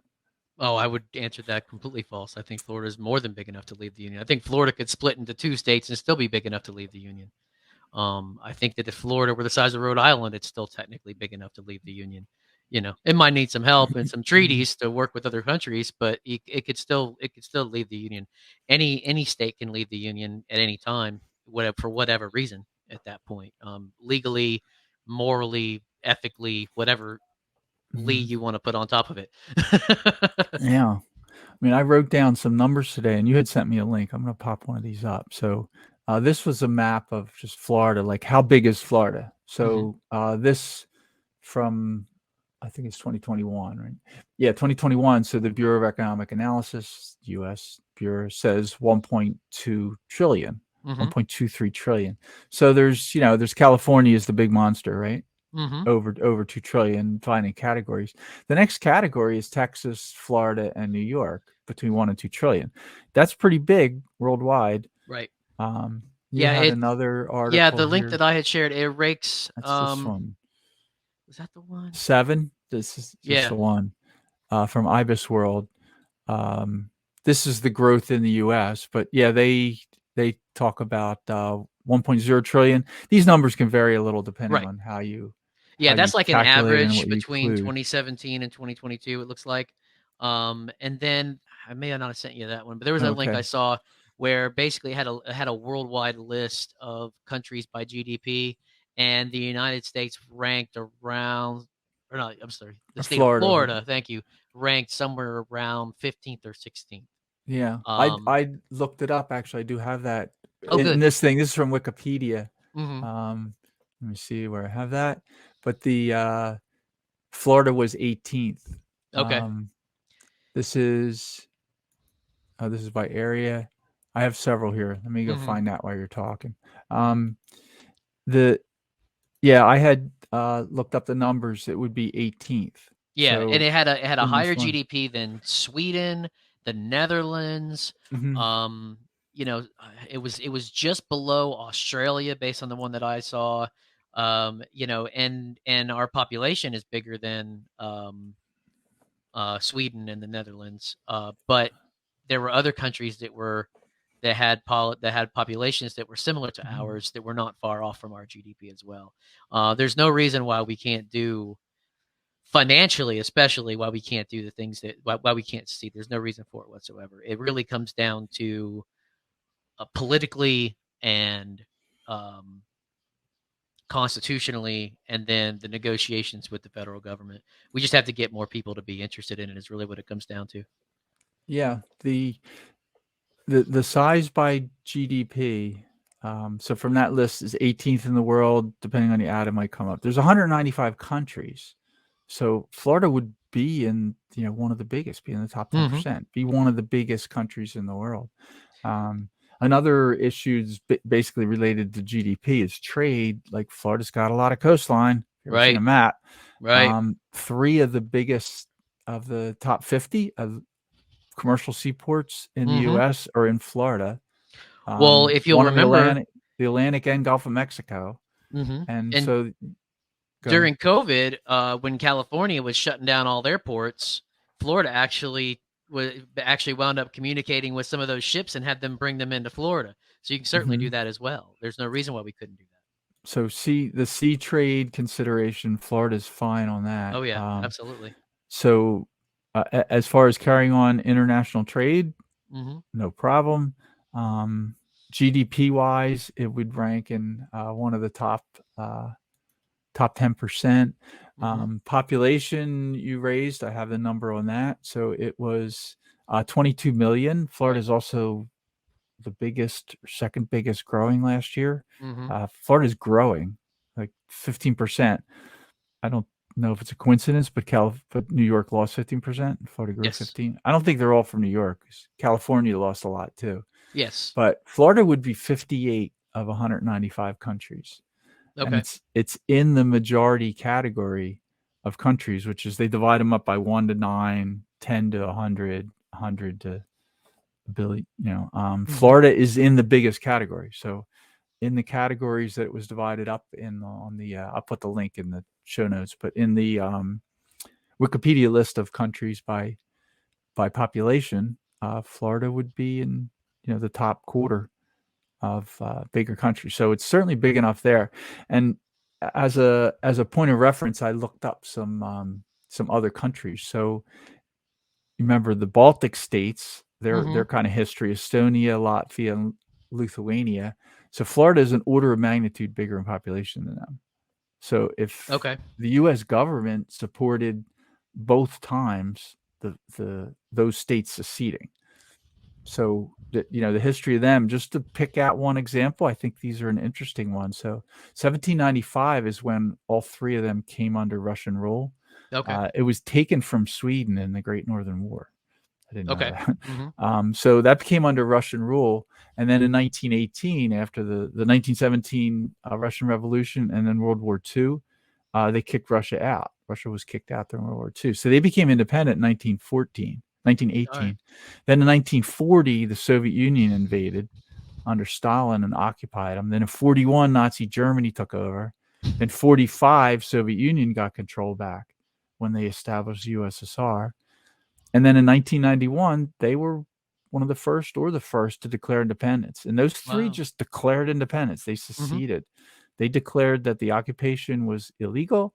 that the Russian government had to leave, and they were going to declare independence. That's 1991. The U.S. government. Here's the argument that I was getting to. Sorry about all that background, but No, you're good. It's a civics show, so I include history in here too. That's, of course.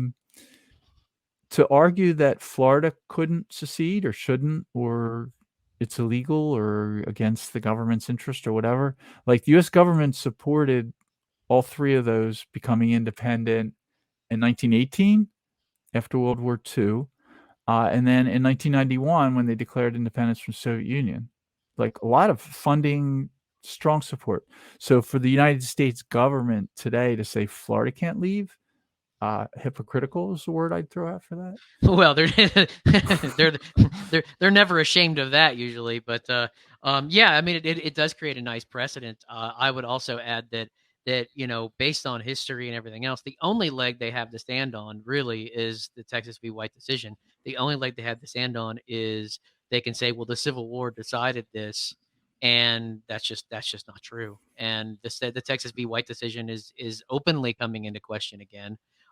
It would not surprise me that before too long, before this current Supreme Court is upended, if you will, that most likely Texas will bring another suit like Texas v. White, and that will likely overturn that decision based on what I'm seeing right now. That's what I would hope for. Because then once that's done, then there is no there's no precedent, there's no constitutional argument, there's no nothing that anyone can lean on to say that a state can't leave the Union. The states granted the power, only the states can take it away. There's nothing in the section of the Constitution, Article 1, Section 10, that restricts what states are allowed to do. There's nothing in there that restricts a state from leaving the Union. There's nothing in any of the articles that delegates a power to the federal government to stop a state from leaving. Right. And the 9th and 10th Amendment, you're familiar with them that for the show, but like the 10th Amendment says that if a power is not delegated to the federal government, then it belongs to the states or the people. Like that's a simple one, right? Well, that's the part that people misconstrue a lot about the Constitution is they read it as, and it's because of the incorporation doctrine, and they read it as all of these things are what the government can do, and if the government can do it, then no one else can do it. And then they look at the supremacy clause and say, well, the federal government is the supreme law of the land, which of course is not the case. The supremacy clause only applies to the things that the federal government is allowed to do. And if they're not allowed to do it, and like you said with the 10th Amendment, that basically they read the document backwards, and it's not a document telling the states what they can't do. It's a document telling the federal government what it can do. And then therefore, if it's not in the document, then that power resides with the states. And that's what the 10th Amendment says and reaffirms, basically. And I'm just going to read them both. So the 9th says, the enumeration in the Constitution of certain rights shall not be construed to deny or disparage others retained by the people. So this is in the Bill of Rights. So when by Constitution, they're including the amendments at that point. The 9th and 10th were put there on purpose. That kind of sums up, that ends it. Like, okay, the ones we didn't write down, they're retained by the people. It doesn't even say the states there. It says, shall not deny or disparage others retained by the people. The people can delegate it to their state. Then the 10th is the power is not delegated to the United States by the Constitution or prohibited by it to the states, are reserved to the states respectively or to the people. That's a reminder of how the Constitution is structured. It's a compact between the states, and it is a list of what the federal government is allowed to do and a list of what states as members cannot do. And leaving the Union is not covered by either of those. Therefore, a state can do it. Right. It's actually a pretty simple document. I mean, that's how that ends. I end that way. And on the Texas v. White, I'm okay. I wouldn't spend any resources trying to overturn that. But did you ever hear Brian? You brought up historian Brian McClanahan. He's a great resource. Did you ever hear his answer about Texas v. White? Probably, but you can share it again. I forget what it was, but somebody brought that up as an argument. Well, no, a state can't leave because of, how do you address They asked him, "How do you address the Texas v. White decision?" He says, "Who cares? Right. Who Who cares? care? Who Yeah. care?"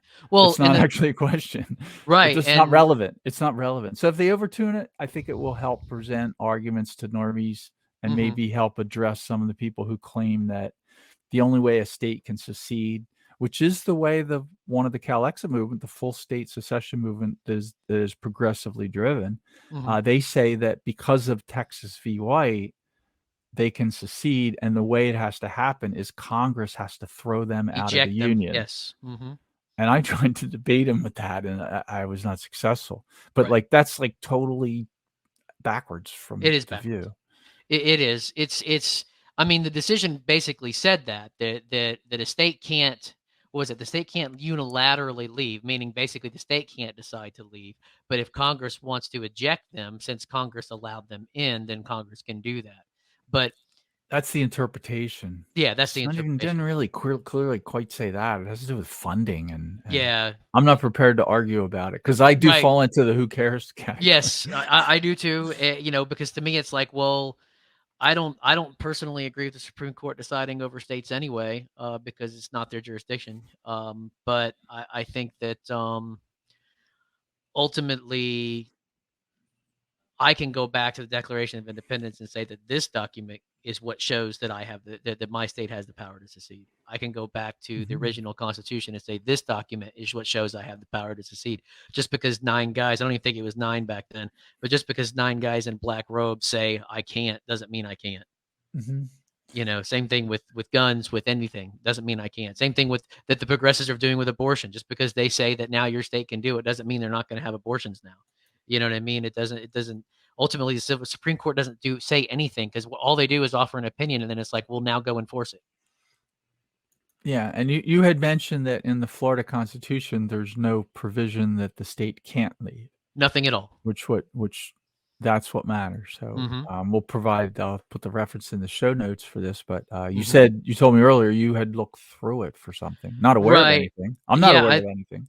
No, I looked through it. I'd heard numerous times that there wasn't anything, but I just wanted to be certain before we got together. And so I looked through it, and I didn't find anything. If someone finds something, please share it and let us know. But I didn't find anything that would indicate that we were a subsidiary, or that we were members of the United States in perpetuity, or anything like that. It's all very just state based.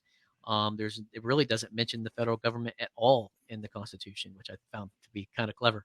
But one thing I did want to point out relating to this document is one of the best ways to move the idea of secession forward is through constitutional conventions, or conventions of any sort, but especially constitutional conventions, because then you can add it to the Constitution. You can make it an amendment that Florida is a free and independent state, or something to that effect.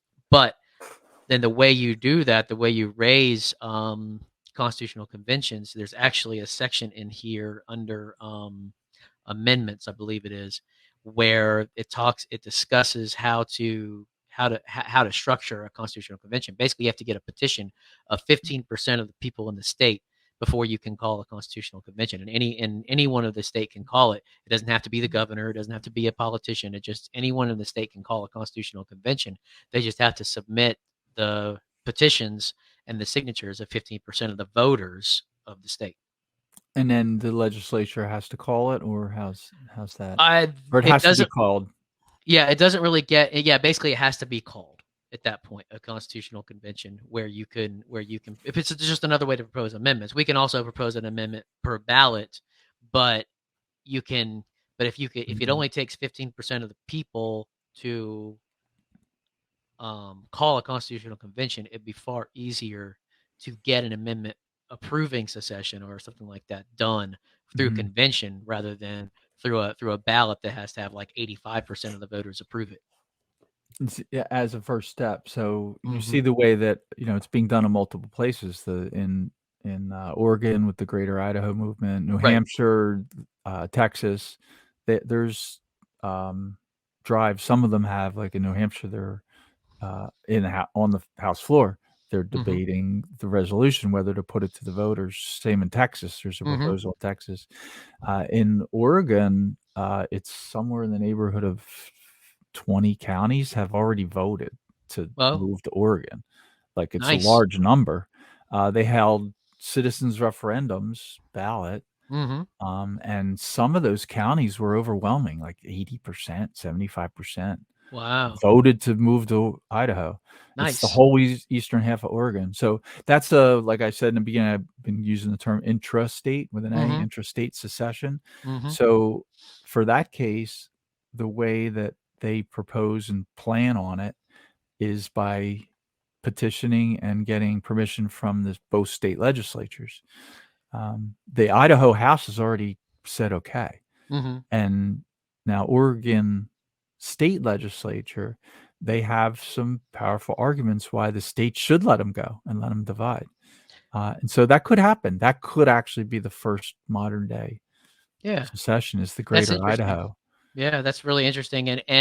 But another thing too is like you like kind of taking that through to its logical conclusion. You could almost see something like that happening with Georgia as well and Florida, Mhm. because as Florida becomes more red and Georgia becomes more purple and closer to blue now, thanks to Atlanta and those areas there, you could almost see southern Georgia trying to do the same thing. Joining Florida, yeah. I Hmm. didn't know about that one. Is there anything going on there? No, I haven't heard any Trying to movements on it or trying to anything. get them. Mhm, I was just kind of thinking out loud that that might be something that you would see in the future, especially as, like I said, mhm, as Florida. I mean, because I think Florida's position as a red state has been solidified now for a good long while. I don't see the Miamis and the Tampas and the Orlandos taking over again for a good mhm. while.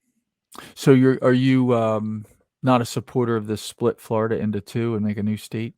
I'm a Movement? supporter of anything that makes anything smaller, Okay. without a doubt. It doesn't matter to me. I Okay. think because I believe in decentralization almost down to the individual. I'm not an anarchist. Mhm. I guess you call me a minarchist. I don't know. I don't really have a designation, but just simply because I don't. Okay. And if you have any anarchists that follow you, they'll probably start screaming at me, but that's okay. I don't believe I believe that people in general naturally crave government, and so therefore, if you have zero government, then someone's going to create one anyway. So you're always going to have Mhm. some degree of government. To Yeah. me, it's kind of not a pleasant idea, but to me, it's all about the struggle. There will always be a Mhm. struggle of people who want less government, in struggle with people who want more, and therefore, the smaller that government can be, the more localized that government can be, the better, because that's where you have the most control over it. So I support anything being smaller Okay. under any concept, under any concept whatsoever. Yeah, yeah, you probably don't have to worry about that. I'll watch in the chat when the show goes, but the anarchists here will probably say, "Okay, it's a step in the right direction." And, I can tell you for sure that that Carter, who's gonna produce this, because we're pre-recording this for Uh-huh. people who are watching it, Carter is not gonna delete that. He's an anarchist, essentially. Okay. He's I, he's like, and I'm in the, like, I became a libertarian probably by my 20s. Like, I mhm. read that Harry Brown book when I was in my 20s. I had read Free to Choose when I was in high school. My parents gave me that by Milton Friedman. Oh, So I nice. was already in the Free to Choose camp by then. Mhm. Um, I've only voted for a Republican once in my life, and I would prefer not to tell you who it was. That's all I right. regret it. Yeah, yeah. And I'll just say full disclosure, the reason I did is because I was friends with his the head of press, and his one of his goals is to be press secretary Oh, okay. of the White House, and he had a decent chance of being press secretary of the White House, and Oh, he talked me into it. I'm friends with him. He talked me into it. But oh, I there was you like, go. then I learned more about him. I was like, oh, geez, can't Oh believe I man, what voted did I for do him. that for? Yeah. I think it was another case where the libertarian candidate was not even close to libertarian, so Right. I didn't have that. I didn't consider that I had that option that year. Yeah. But and that was later in my voting. Earlier in my voting as an adult, Libertarian Party tended to run pretty libertarian people Mhm. back in the the party that put Ron Paul up twice, Right. like that party, and earlier the party that picked Harry Brown. Mhm. Um, yeah, that I Yeah. followed them then. I used to get their newsletter and stuff, but Yeah, they've anyway, and y they're going to do a much better job this time around. I don't know who they're going to elect for sure yet. Personally, I don't think it'll be Dave Smith. I think that my money's on Spike Cohen. But either way, if it was Dave Smith, Spike Cohen, or Justin Amash, even, Dave Smith and Spike Cohen, I'd be very happy with. Spike or Justin Amash is really good. I find him a little too middle of the road. He doesn't have that kind of, I don't know what you call it, like what the mainstream would call extremist positions. You know what I mean? He's very much He's uh, he's a center yeah, kind of beltway smooth it kind of over. guy. Yeah. And I don't think that Mhm. I kind of prescribe to that Dave Smith logic of when you're polling 1% of the vote, now's not the time to worry about whether or not you're going to get elected. Now's the time to speak hard truths and make people understand that what they're believing is a lie. That's what now is. There's I'll and actually I would be okay with Justin Amash given the Mhm. choices. Last time I would Yes. have picked. I mean, he would not my number one, but yeah, Right. he's better. He would be Yes. least worst. And he says a lot of good things. He He also does. says a lot of really bad things. But Yes. I would I don't know if I would go as far as Ayn Rand would, but she would call it evil. She would call him evil, right? Because under the quote, I'm paraphrasing, so Mhm. apologies to Miss Rand. But in any question, one side is right and the other side is wrong, but the middle is always evil. I kind of agree with that. And she would say, if you're not sure if your side is right, then you have to examine your premises. Right. If you find a contradiction in reality, right? Mhm. That's what you say about the principle. So I've seen Justin Amash often compromise on principle for political expediency. What appears to me that's what he's doing. I won't attest to knowing his motives, but Right. that's what he looks like to me. He's kind of a Mhm. centrist. We got Right. to smooth this over. Let's negotiate. So that's the camp between, as I said earlier, the liberal and conservative camp, where the conservatives want to hold the line and the liberals want to move tyranny further, and then they Mhm. compromise. Right. So hence we got 30 odd trillion in debt. Right. That's where that goes. That's what a conservative philosophy takes you, as I see Right. it. That's exactly right. It's conserve what we have now when where it should be conserve our core values. That's what conservative should mean. It should mean Mhm. conserve our core values. All it means now is conserve what we have now. Everything. It's like that's why, like, when we talk about the Supreme Court, like we were earlier, to me, it's like my Yeah. favorite thing is to have the rule should be when the Supreme Court hears a case, they should only have two documents in front of them, and that is the Constitution of the United States and copy of the ratification debates, and that's it. Yeah, And if that they have that tells anything you else, everything. yeah, there's no need for precedent. There's no need for any of that stuff. Those things shouldn't matter. Doesn't because just because nine justices 50 years ago said X doesn't mean they were right. And so therefore that precedent doesn't matter. It doesn't mean that all nine of those, or sorry, even worse, a majority of nine justices said X, then that suddenly means that was right. But that's what the Republicans do. They say, well, this legislation was right because it's what's in now. And therefore we only need to hold this line or compromise from this line, not go backwards. And that, to me, it's always just a losing debate. So the two big one, I think we covered that pretty well. I had one Mm-hmm. more little fact on that to kind of help with the Florida's not big enough.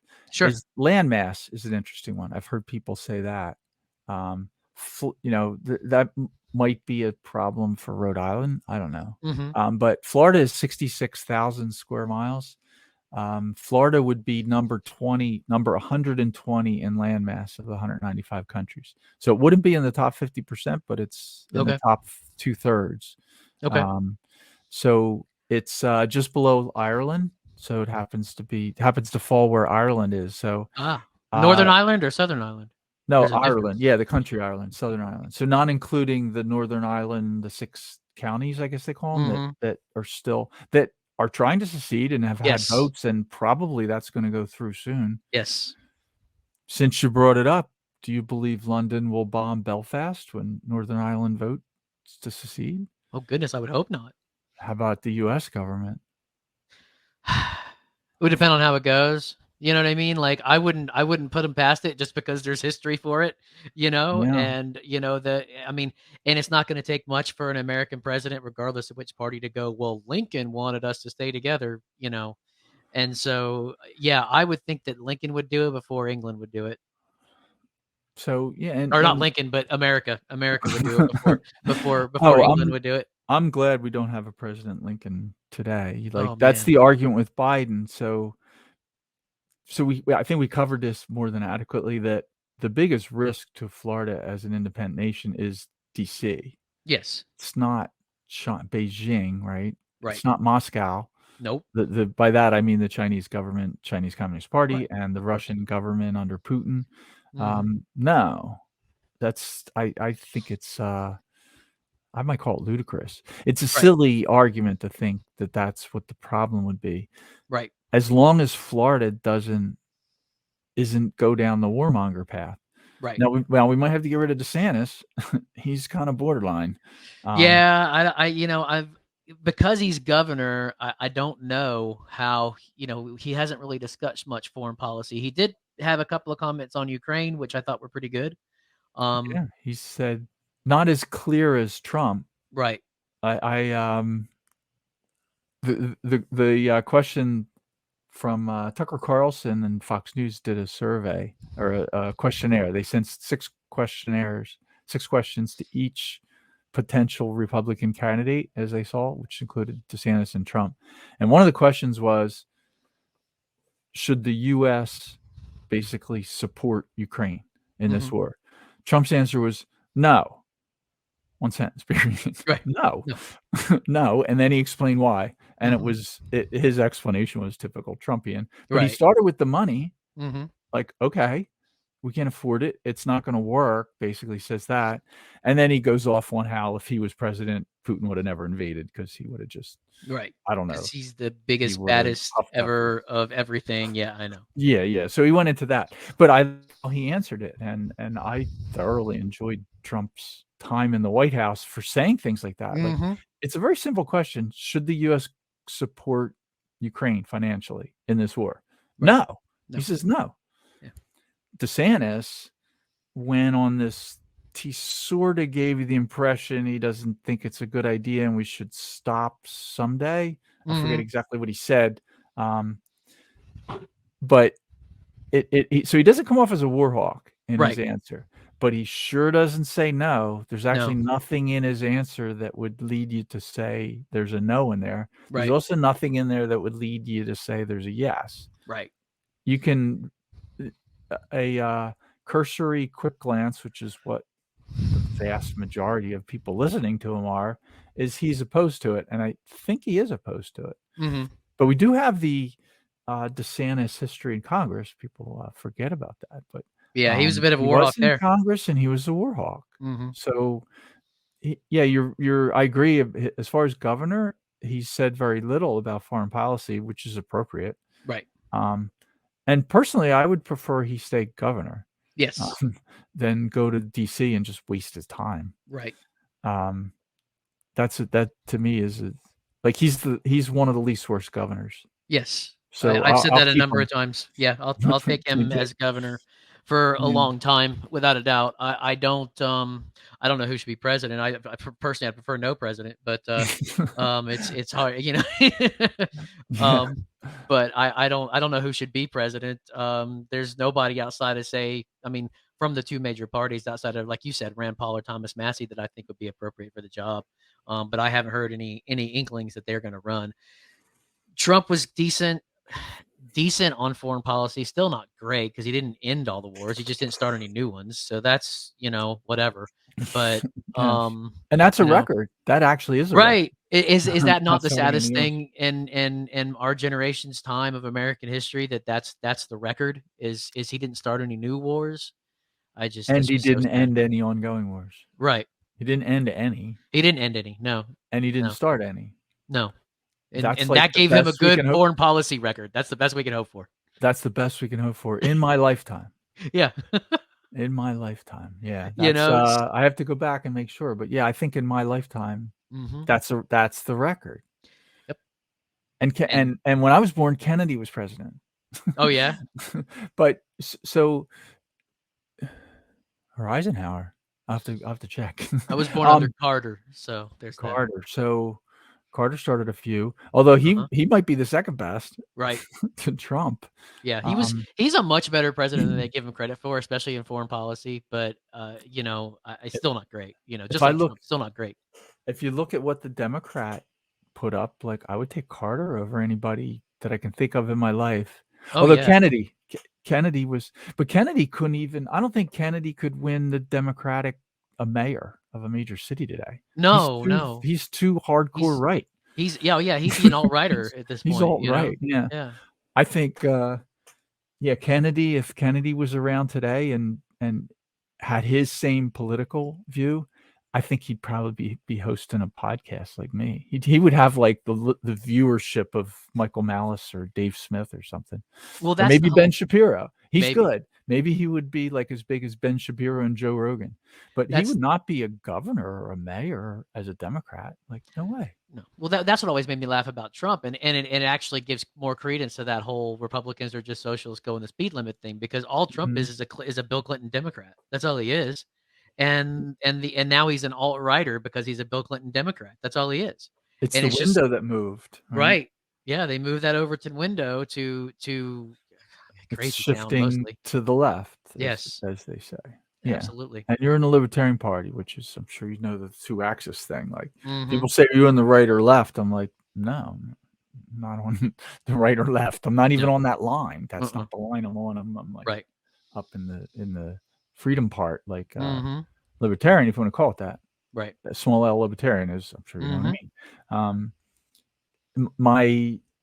My life since realizing I was small L libertarian in my 20s, talking like the late 80s, is to go from there towards anarchist. And I'm just like going further and further. So Right. now I just tell people, well, like the smallest, what most libertarians would say is the amount of government. Like Mm-hmm. that's that's above what I want, but Right. I would accept that as a Mm-hmm. step in the right direction. That would be great to Mm-hmm. have that, but yeah, that's too much government for me. Yeah. So, but I haven't managed to get all the way to anarchist. But if I look at the history of my philosophy of how to arrange society, if I live long enough, I think that's where I'm going. Well, you're much slower than most people. Most people, they give them like 6 months from the time you become a libertarian to the time you become an anarchist. But I'm in your camp too. I'm very slow on that front too. I believe that for people like you and me and some of my friends, other members of my party, I think anarchism would be fantastic. But I look at it and I just see so many people. To me, COVID taught me that. There's because there's Oh yes. one of the Libertarian Party things where like everyone's a libertarian, they just don't know it yet. I emphatically disagree with that point. I do not believe Oh. that at all. I believe that most people have no problem whatsoever stepping on their neighbor to get what they want. I have no doubt in my mind that most people, and maybe it's a sign of the times, maybe it's something that they used to be that way and they're not now. I don't know, but nowadays I can tell you that, and COVID taught me that not only is nobody is not everyone an anarchist, but not everyone is even a libertarian at this point. And there's so many people that are just so happy to use government power to step on their neighbor, and I just don't think that that holds true anymore. And therefore, because of that, I think that anarchism is a great idea, but I just don't think that it works that it works in reality because so many people crave government. And Mhm. if they can't get a good government, then they will take a bad one any day of the week. So, do you have any other what I would call a normie argument, or being not really all that facetious, but the nationalist form of Stockholm syndrome argument for why Florida can't succeed or shouldn't succeed? The biggest ones I've heard are most of them we've talked about already. Like I said, the national defense aspect, the constitutionality, like I said, there's the one a couple of people I've spoken with that said this one. Well, I just don't give up on things that easy, which those are easy to talk about and dismiss. I haven't Mhm. found a lot of really the only really even halfway decent arguments I've heard are things like what ifs. Well, or not what ifs, what abouts, well, what about Social Security? What about Mhm. Medicare? What about um, you know, tourism? How do people get to Florida easily and go to Disney Mhm. World? Or what does Disney World do? Do they stay? Those are like the little more detailed arguments that come up, and you have to like you have to deal with them because you can't just look at it and go, well, we just have to try it and see what happens, because no one's going to agree with that. You know what I mean? So you have to kind of deal with them and stuff. And like, I think I would say before we go down the secession route, one of the best things that we could do, and from what I understand, I got to do more digging into this, but from what I understand, this is something that's legally allowed to do, is the governor can, the legislature could probably have to pass a law, but the governor can basically have all tax revenue that goes to the federal government go through Tallahassee first. Then they take whatever they need to run their state, and they send the rest to Tallahassee or to DC. And then the way that works then is then we don't need money from DC. We take all of our money before it goes to DC, because that's what happens now is we send our money to DC, and then DC sends it back and says, well, since we sent you this money, now you owe us. And you have to do this, that, and the other thing. Right. You have to do this, that, other thing. Otherwise, we'll cut off this money. Extortion in a certain way. And so now you reverse the process. All the money goes through DC, or Tallahassee rather. Tallahassee takes what they need, sends the rest to DC. And to me, that's one of the first things to do to get the ball rolling and to become more independent. And once you do that, then you set up your own versions of these programs if you want to have them. I think we shouldn't have most of them anyway. But you set up your own versions of these programs and become more autonomous. I mean, what do you do with your kids when they get out of the house? When they start to get out of the house, it's like, well, first thing you do is you give them a little bit more freedom. You let them come and go as they please, and you give them a curfew. And you kind of slowly stair step them and prepare them for being on their own. And this would be the same kind of idea. There would be an extended period of where you have to work out details. Social Security is a good one, so that's a little sticky one for some people. Now, the argument, I think I probably originally heard it from Daniel Miller or Aloe Axelman, that Social Security, if you move to another country, like if you could drop your U.S. citizenship, move to another country for retirement, you still get your Social Security. Like, right. That's a commitment that goes with you. So right. Florida seceding doesn't change the Social Security question. Right. You certainly would want to stop contributing. Like right. That would be one of the first moves. Right. Would be to end that. And another argument that I've used with that is that the whole thing is a unsustainable nightmare. It's going to get reduced somewhere. Like I might be old enough to get some, but anybody young today, when it started, wasn't there, I don't remember the number, 50, 75 people working per retiree. Now it's right around 3 and coming under it. Like it might be 2.5 by the time I retire. So I look at it like, well, I'm just going to pick out the 2 people. Like maybe it's going to be around 2 or 3. So I got 3 or 4, pick out my 3 of my nieces and nephews. Like they're the ones paying for my retirement. Like that doesn't work. Right. Again, it's like take the moral question and look at it individuals. So when that system somewhere in the 3 to 2, that's going to collapse. Right. You can't tax 2 people enough to pay for retirees. So they're either going to make major cuts to it, or it'll bankrupt the U.S. government, which is a possibility. Right. There's other reasons that's happening. Well, something has to change about it. Well, and there's a lot of things the national government could have done, federal government could have done along the way. The retirement age should have increased as life expectancy increased. I mean, because when it was first put in place, it was, well, you can retire at 65. Well, yeah, but most people didn't live to be 65. So it's like, okay, fine. The last month and a half or the last couple of months to a year or so that you live, fine, we'll pay for you to live. Okay, great. But then as it increased, I mean, now you have people, especially when it comes to, you have some people that are retired for longer than they worked. By the time it's over with. Yeah, it can happen. And so when you're paying, like even at the rates that we're paying now, when you're only paying a certain percentage of your paycheck into the government, even if the normie argument is right, which is, well, it's not an entitled program, it's not an entitlement program, it's my money. Even if that is correct, which it isn't, but even if that is correct, you ran out of money. Well, what happens when you run out of money? Like you're just going to stop getting a check? That doesn't work. No, you still wind up living off somebody else once you run out of your money.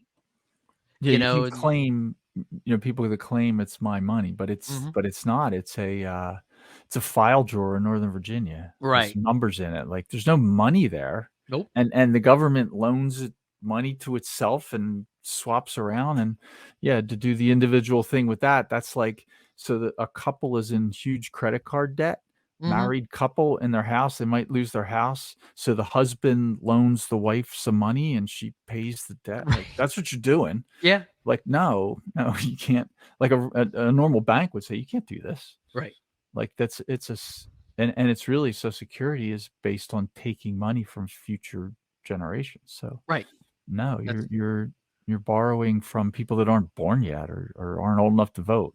That right. is the easiest block to tax. Right. People that aren't born.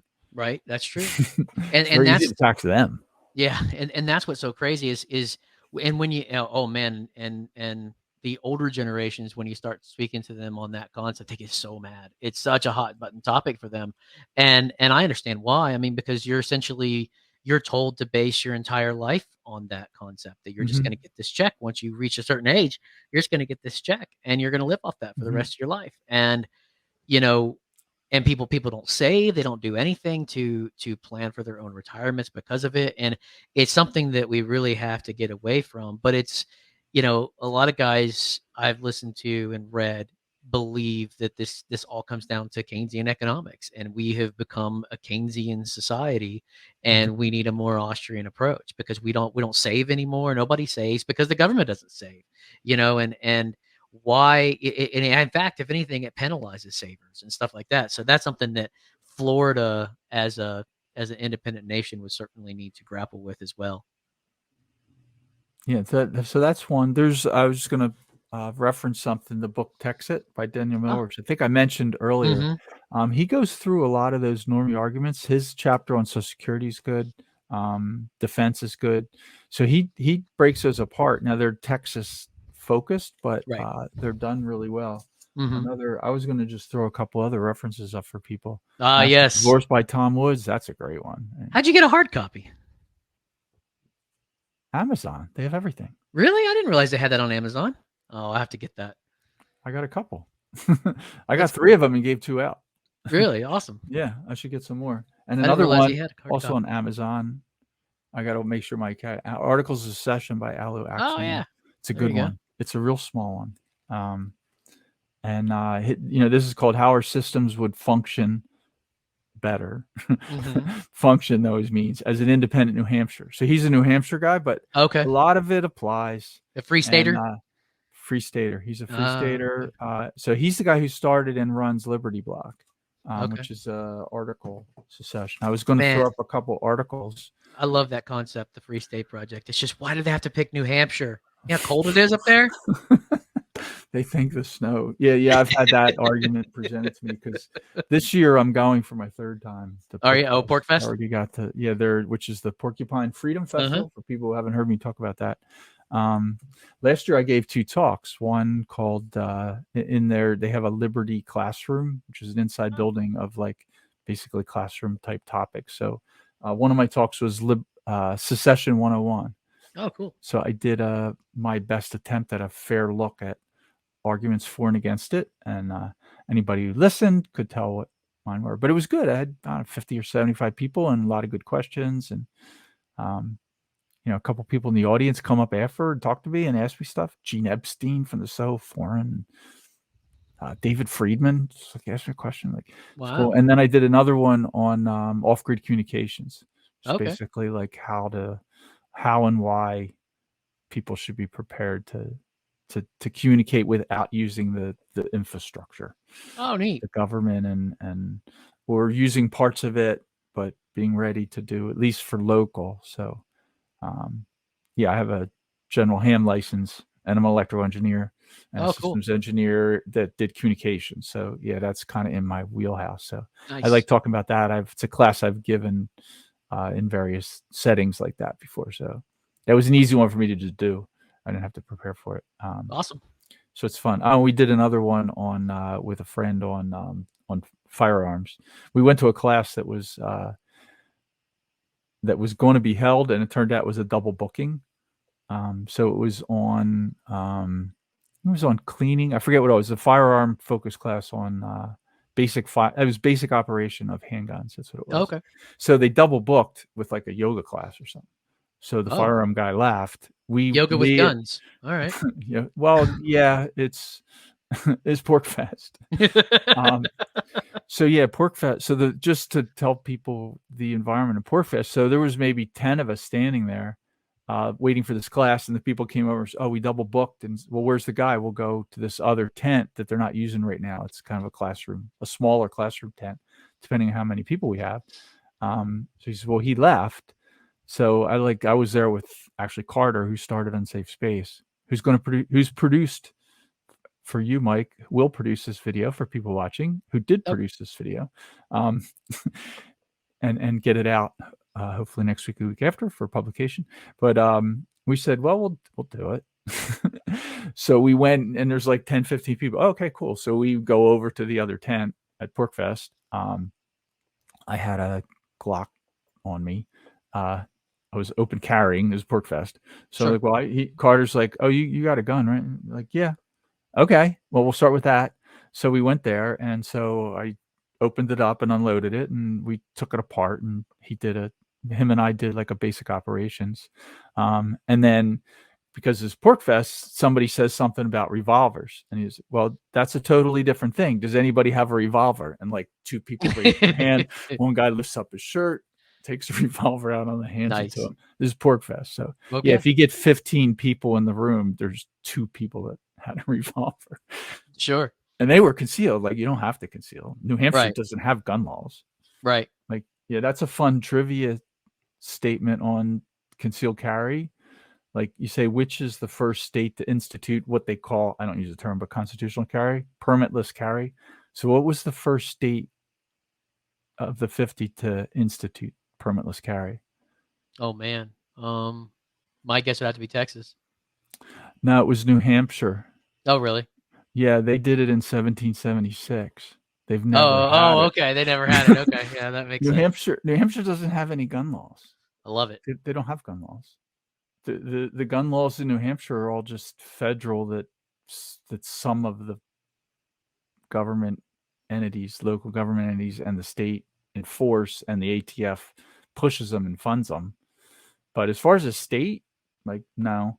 And there's a strong movement in New Hampshire to do the, what they call the so-called Second Amendment sanctuary, or basically nullify federal firearm laws, because federal firearm laws are all unconstitutional, from the 1934 Firearms Act up into Trump's bump stock ban and the so-called scary black rifle ban Biden's trying to push through. That's all illegal. The ATF's illegal. The FBI's illegal. Any enforcement they do of that is unconstitutional, illegal. So anyway, there's a movement in New Hampshire, like the one in Missouri, maybe you're familiar with, where they basically declared all federal. I think they declared all new federal ones unenforceable, and they also declared that any federal firearm restriction that isn't also in state legislation is null and void. Nice. Like nullified. Missouri's got the strongest one of those. And New Hampshire's going to do something different. Missouri, the fun part about that one, although that's in court, people are trying to take it to federal court and get the supremacy thing, that like argue that the Supreme Court is the end judge of everything. Right. That and declared the state law unconstitutional. Yeah, and even if the Supreme Court says that they can't do it, they should do it anyway. I would go with Brian McClanahan's answer on that. As a Missouri governor, so what? Who cares? I don't even care if you have the case or not. We're not even going to go. Right. We won't even show up. You guys want to chat about it and tell us your opinion on this? Right. Fine. Well, I'll even read your opinion. Yeah. I mean, I'm interested in opinions on this, but I don't really care. No. That's what they should do. So we'll see if the state has the guts to do that. Well, that's what's so funny is, the leftists all get bent out of shape about gun nullification, gun law nullification, but abortion law nullification is perfectly okay. And what was the other one I was going to say? Oh, marijuana law nullification is completely okay, as it should pretty be. Well. It's doing pretty well, actually. Right, but none of them raise an eyebrow at that. But Missouri nullified federal gun law, and they're like, wait, you can't do that? No, it's because they're not operating on principle. So that's right. Principle doesn't matter. They have an agenda. Mm-hmm. And if they can trot out the Constitution to suit this particular agenda, they will. Yeah. And maybe even present a good argument. You'll see Republican mainstream candidates present a solid argument about why the Constitution means you have to do this. But if you flip to something different, like, well, we need to send another $1 billion to Ukraine, you can't argue, well, Congress didn't declare war on Ukraine, on Russia. You can't do that. Right. Well, that's so they're not operating on principle. That's the way I would put that. Not at all. And it's true of the left and the right, and the center. It's true. Absolutely. True of them all.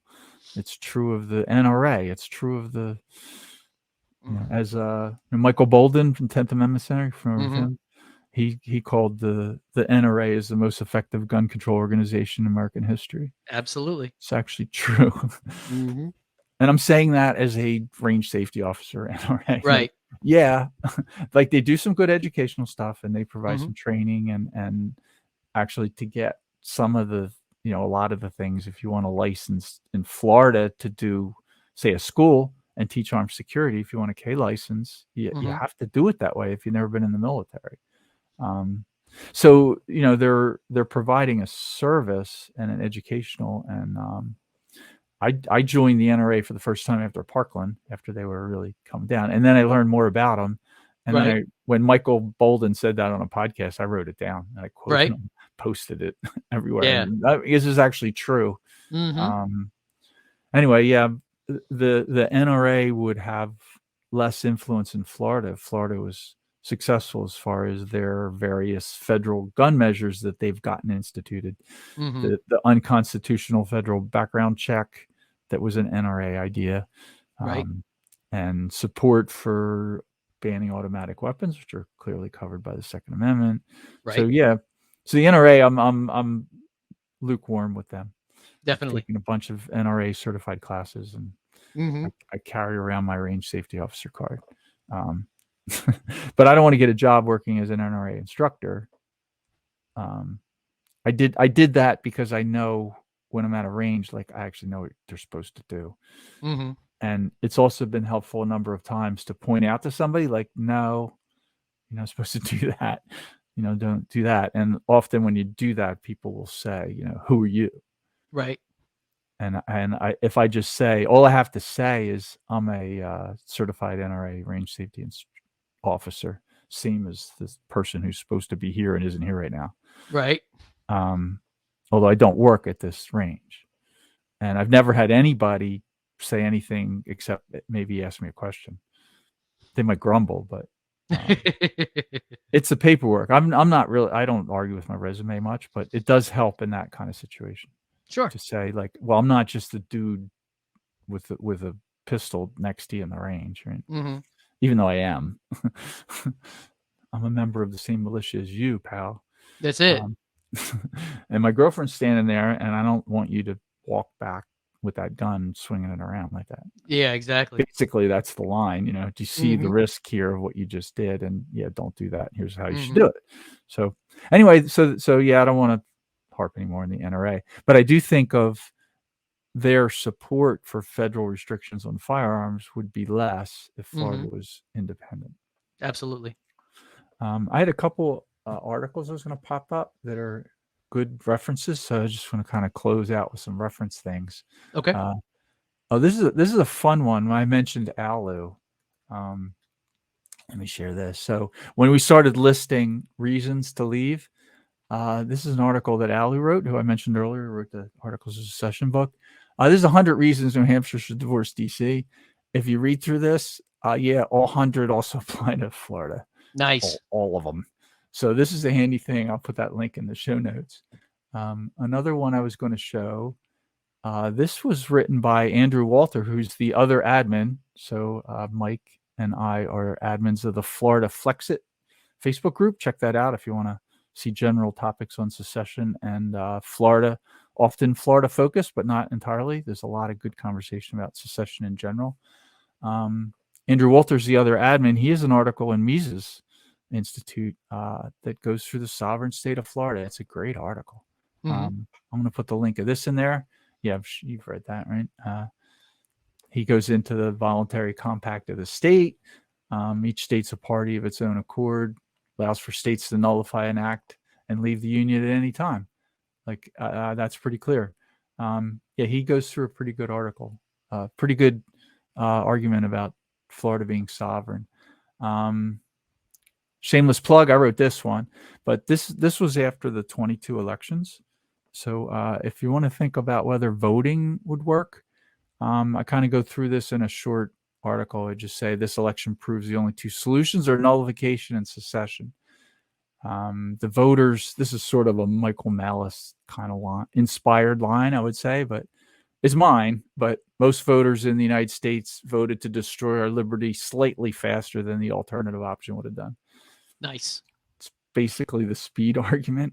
Mm-hmm. It's probably the thing that sparked the neuron that wrote that made me Right. write that. But voting has really worked. Mob rule doesn't produce liberty.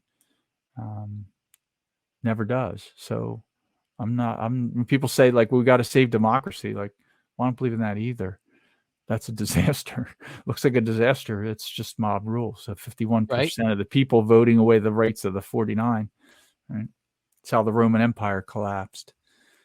So, I go into the uniparty thing, and, I say I support nullification. So, if I list the things you got, say voting, that's not worked. Like, you can look at the last century. That doesn't work. That didn't work. Putting better people in office didn't work.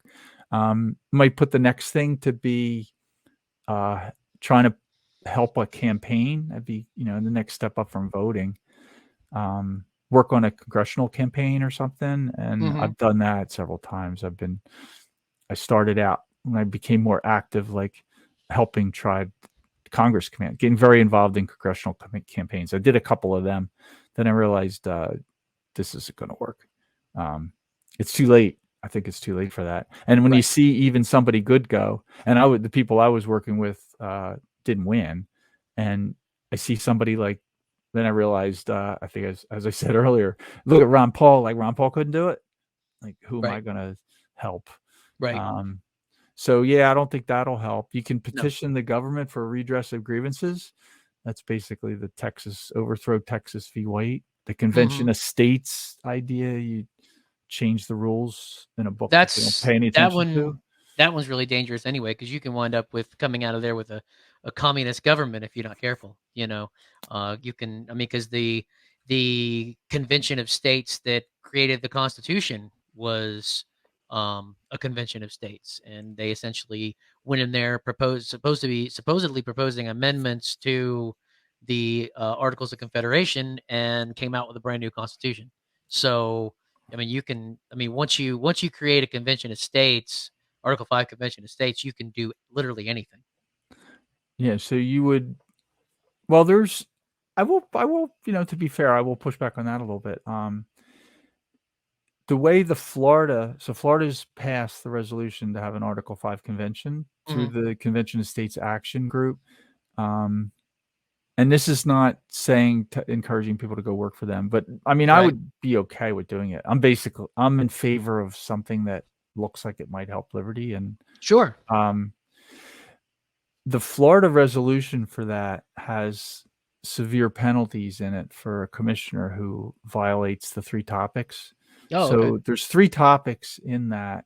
I don't know how many they're up to now, 17 or so have passed it. To limit the power of the federal government, better limit the power, term limits on offices outside, just the president and vice president we have now, and then the fiscal responsibility. Don't let them borrow and spend willy-nilly. So those are the 3 topics, and the way it works is by topics. So when the commissioners go to the convention, they're required to propose, debate, pass amendments for those 3 topics. If they even discuss and negotiate something else, they can be pulled, and they have to be pulled by the legislature, and they go to jail. Okay. Like, it's fairly strong worded. So I don't know if it'll work, but and not all the states have that. That's a stronger restriction, but it's jail. Yeah. Like, so yeah, that would hopefully pay attention to commissioners. But still, like, the legislature has to pick commissioners. They're going to be freaking politicians. That's who's going to go. So your argument is valid in that case. But I don't think I personally don't think it can be as quite that willy-nilly. So Right. I do push back against that argument, even though I am simultaneously arguing that it's falls into the petitioning the government for redress of grievance category. Basically, they don't Right. pay any attention to the Constitution right now, Right. and so the argument is, well, if you make it better, that'll save everything. That's the Right. solution as big as the problem, as the Mhm. Convention of States people say. Right. Yeah. No, I don't. Yeah. I don't hold to that. So either. that's the argument. And I'm speaking, full disclosure, I worked with Convention of States for 2 years, a lot. Okay. Like, ran petition drives, did events. I hosted a podcast for 2 years. It's still out there, actually. Liberty Nice. Solutions is called. So I hosted the Convention of States podcast. I had they're always doing these petition drives for signatures for their the resolution. Now Florida's already passed, so it's still good to get more numbers for them for the movement. Florida's already passed it, but I had the second highest total in the U.S. twice Oh, for great. a month. So yeah, I know how to argue that. Mhm. And people say, like, oh, you should just go read Convention of States stuff. Like, dude, I can argue. I could still argue that pretty well with most people, and I won't try it with you. I don't think it would work. But most normies, the Right. standard Christian conservative, lifelong Republican voter, most of them I can convince to sign the petition, and I still could if I wanted to. Oh wow. Okay. But I also familiar with the arguments against it because I've spent a lot of time debating them. So yeah, the total runaway thing, the Article 5 convention is better limited than the one in Philly. I'll Okay. just say that. Without Yeah. That I making had a not heard. promise that it would work out that way Right. on paper. Uh-huh. If you follow what it says in Article 5 of the Constitution and how the petitions work, how the calls to convention were done by all the states have limits. Mhm. Florida is good one, but a lot of other ones have that same kind of limit.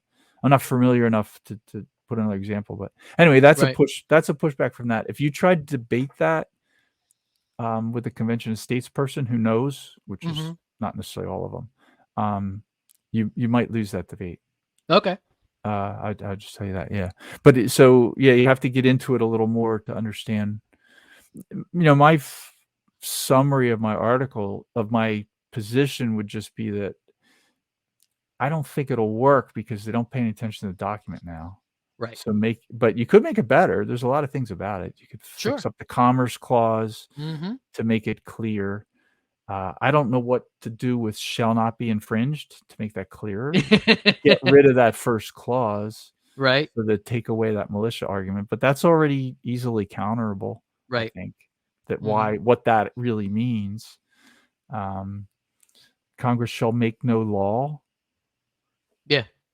You want to word that better? Like, right.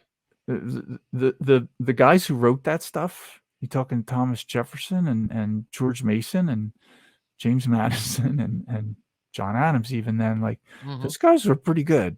And they spent 5 months debating that, and that's what they came up with. It's pretty good. Right. The problem is we don't follow it, and the states don't follow it. We don't do it. That's why. And it just comes down to that. And that's the problem is you can't, it's difficult to change the government on paper and actually have it change in reality. Because I've heard a lot of people say that you have to change the culture first before you can change the government. And I think that's true to a point. The people have to get on board with a different mentality, a different way of looking at government and freedom and things like that. And as long as they're willing to put their neighbor in jail for going to a park, I don't think that there's a lot of hope for that.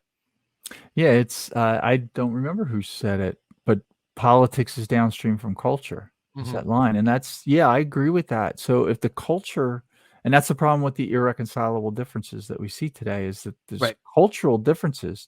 So to argue that going to take this cultural difference, derive some politics from it, and then go force that culture on this other group. That's basically the Democrat and the Republican Party agenda. That's how I Absolutely. see it. It absolutely is. And because culture is downstream from politics, when you're trying to do it at the political level, which is what they're doing Mm-hmm. mostly, Mm-hmm. they're pushing against a rope. They're pushing up. Right. Like you can't Right. do it that way. Right. So the secession solution, and I put interstate secession, Greater Idaho, the Mm-hmm. Illinois movement, to join Montana, or Mm-hmm. geez, I'm getting my geography wrong. Western Illinois leaving and joining, and some of the eastern counties joining Indiana, like they're getting Right. away from Chicago. Right. They're not trying to change the culture of Chicago. Right. The Greater Idaho people, they're saying, I'm not going to try to change Portland. Right. Portland's that whole area, dominates state politics because Right. roughly half the population lives in Multnomah County, right? Mm-hmm. So you can't push on that from the political end. So they're just saying, let's just divorce, Right. peacefully. We just want to join Idaho, which we fit in better there. Right. And the moral question is, as you said in the Declaration of Independence, it says, sure, just move the line. We're talking about moving the line from here to over here. Right. You're going to kill 1 million people for that? Like, is that your answer? They'd like to, I think, sometimes. Some people would, but I don't think Biden would do it, or Trump. Do you think that they would do the Lincoln move, which is basically bomb Boston, Tallahassee? Would Biden send the Air Force to destroy, firebomb Tallahassee? No, I don't think they think would do so. that. I think that they would not, that like they would not sign off, I think. Because here's the thing, 2023 is not 1861, and so it's a different world that we live in. It's much more global. It's much more you can see in China what's happening in Florida. You can see in Florida what's happening in Ukraine on a daily basis. So it would be very easily done on the world stage for Biden to be painted as Putin for invading Florida when Florida wanted to leave. It would be very easily done on the world stage, and it would be more likely to happen on the world stage because most of the world would see a net benefit from America not being the superpower of the world anymore. And so therefore, I think it would be very easy to see a lot of negative press based on a invasion or a bombing campaign of Florida because they decided to leave. So I think that if they did anything, it would be economic. They would try to punish them with sanctions or with some kind of embargoes and things like that if they really wanted to fight it. I think that's what they would certainly start with that. I don't, and they would probably try to force Florida's hand, just like Lincoln did with South Carolina, try to force their hand and make them throw the first punch, if you will, and start the conflict themselves. And as long as Florida didn't take the bait, then they'd be fine. And I think that we've learned enough from 1861 to know that you don't take the bait. Yeah, don't let another Gulf of Tonkin Institute, Right. or Yeah. or the drone. Like, I'm guessing Yeah. ahead in the future, but the drone Uh-huh. that just got down. Like, don't let that start Yeah. the war. Yeah. Don't let that Don't be your fire on Lusitania or your Fort Sumter or don't whatever. fire on Fort Sumter. That's right. Even if you don't kill anybody, just That's right. negotiate. Explosions are evil. So yeah, this is all we're always talking about peaceful. All this stuff is talking about peaceful. So all these national divorce, intrastate, interstate, splitting, state secession movements all over the U.S. I don't even know about them all. Right. They're all peaceful. Right. I don't know of any significant movement that's talking about overthrowing the U.S. government, or like that. That isn't what anybody's talking about that I know of. No, none whatsoever. I don't think it even exists. And I've been on this mission the last 6 months with Rebel Civics, is looking around at different ones. And I make no excuse why Florida, it took me 6 months to get to Florida. I do live in Florida, but I happen to know more about the Texas and New Hampshire one. Up until about now, I learned a lot from you. That was great. Yeah. I had one other article I wanted to show, and I think I showed the wrong thing last time, but this is the right thing. Yeah, this is Liberty Block. So this was the one about the elections. So I concluded the only peaceful solution to DC is likely secession at this point, and I use the word likely on purpose. Right. That's where I'm at now. And the midterm elections, that last midterm elections, was one more Yes. reason to divorce it. I brought up an example here, which it's funny to talk about, but you know the daylight savings time? It's called the Florida Sunshine Act. So Florida, daylight savings time makes no sense in Florida. Right. Florida is so far south that you can't even argue that moving it matters. I Right. said I spent most of my life in the Northeast, where the difference between winter and summer and daylight hours is a lot. So Okay. some people really like the move. There are people in New Jersey who like the move, because it goes from the middle of summer getting dark at 8:39 at night to like 4 in the winter or something. So, and do you leave for work in the dark, go home in the dark, versus you're putting the kids to bed and the sun's still up. And that's Right. just New Jersey. You go further north, like when you get to northern Maine, it's a tremendous difference between winter and summer. Florida, because of where it is, doesn't matter very much. So anyway, started getting all that geeky stuff. It doesn't matter much. It doesn't change much. I'm still not used to it after 8 years. It just doesn't make that much difference between winter and summer here. We're too close to the Tropic of Capricorn. So Florida passes this law, the Sunshine Act, that they're going to just leave it on daylight savings time. They passed this law. But it turns out the federal government doesn't allow Florida to do that. That's not legal. That's a violation of the federal government's position on time. Congress defined time. Oh, So good for them. there's a state that doesn't do it, Arizona, but Yeah. Arizona has a formal exemption from when the original daylight savings time was passed. Don't know why. It goes back to World War I think. Oh my gosh. So Florida passes this law, and it's DeSantis. It's a majority Republican House and Senate. DeSantis. If you're going to make a move, right, those are the guys that could probably make some minor pushback against DC. Sure. But then they get all this pushback and say, no, you can't do that. So then the thing that they actually pass and sign, it only takes effect until Congress lets states changes the law to make states have the power to decide whether or not they're going to change the clocks twice a year. So DC, like, where is it in the Constitution? Which article and section and clause gives the federal government, Congress, and the president enforcement the power to say what the clock should say? Where's that one? I can't. I couldn't find it. No, I can't find that one. I don't know what they use to argue that. But Florida, like DeSantis and the Florida state legislature, which I'm not even hoping for a better one than we have right now in the near future, they couldn't do it. Like, do you think that? Here's the question. Do you think, I asked you about if Florida voted to secede and left the Union, would Biden, or Trump was the president when this went through, or Biden, applies to both, would they have sent the Air Force to bomb Tallahassee? Your answer was no. They would do a lot of other stuff. So now jump that up a step or down a step, whatever you're going to call it. If DeSantis signed a bill that the legislature had passed that said Florida wasn't going to go to standard time in the winter, we're just going to stay at daylight savings time, would Trump have sent bombers to Florida? No, not a chance. And Trump's a Florida citizen, by the way. Right. He's a resident of Florida. Like, I don't think Trump would have sent bombers to Florida. Why didn't they just have the guts, the stomach to just say, we're not doing it anymore? Well, my guess is two things. Number one, everyone in the political class benefits from DC being what DC is.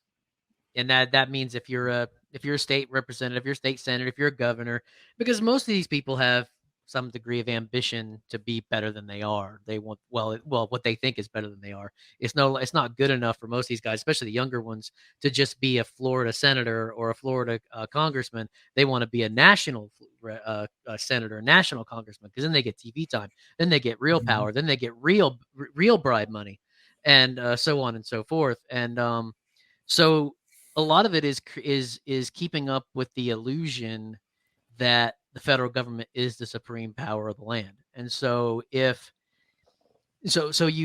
have to pick your battles, I guess you can say, with these guys.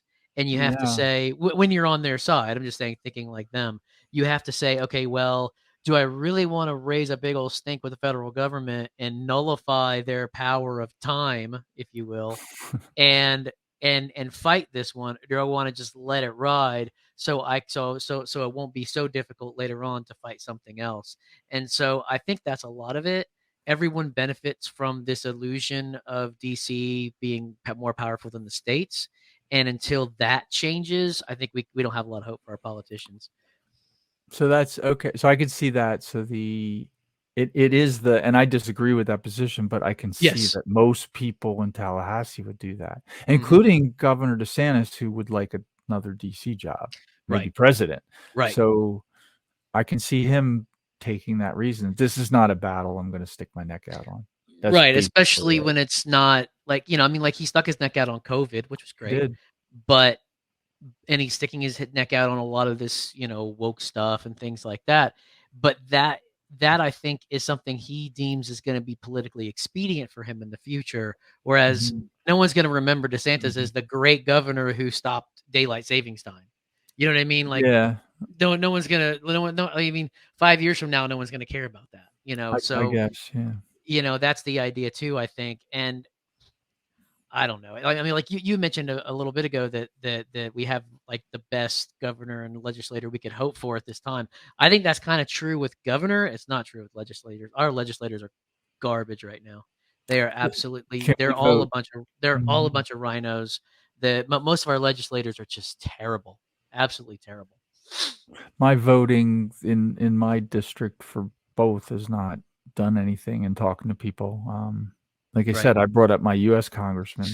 Mm-hmm. I do have okay state people, but they're not. Yeah, I could imagine somebody a lot better. There's Right. better people that ran. Um, my sheriff does happen to be okay. Mm-hmm. Uh, But yeah, that's not universal.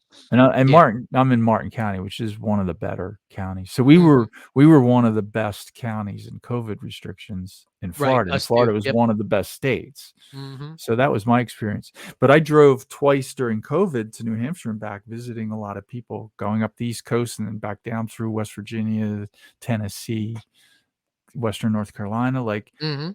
seeing that, the one trip was at the peak of COVID. Um, Seeing that difference between states was stark.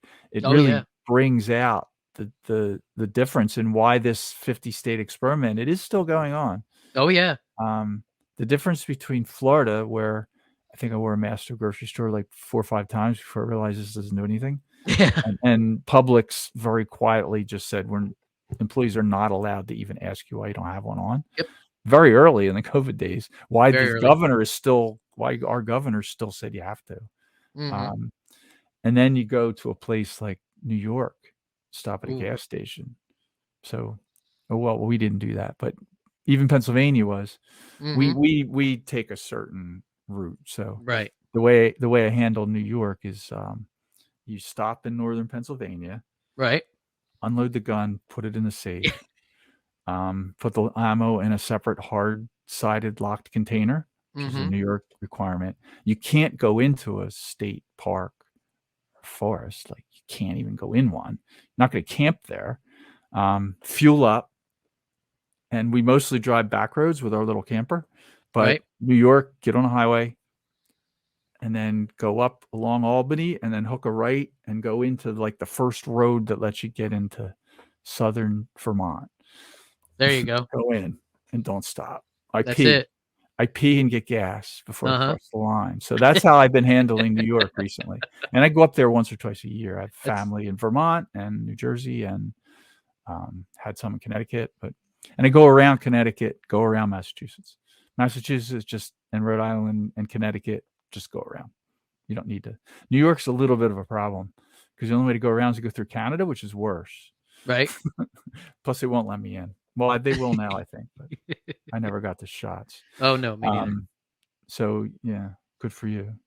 I'm glad you're in the natural immunities Yes, club. absolutely.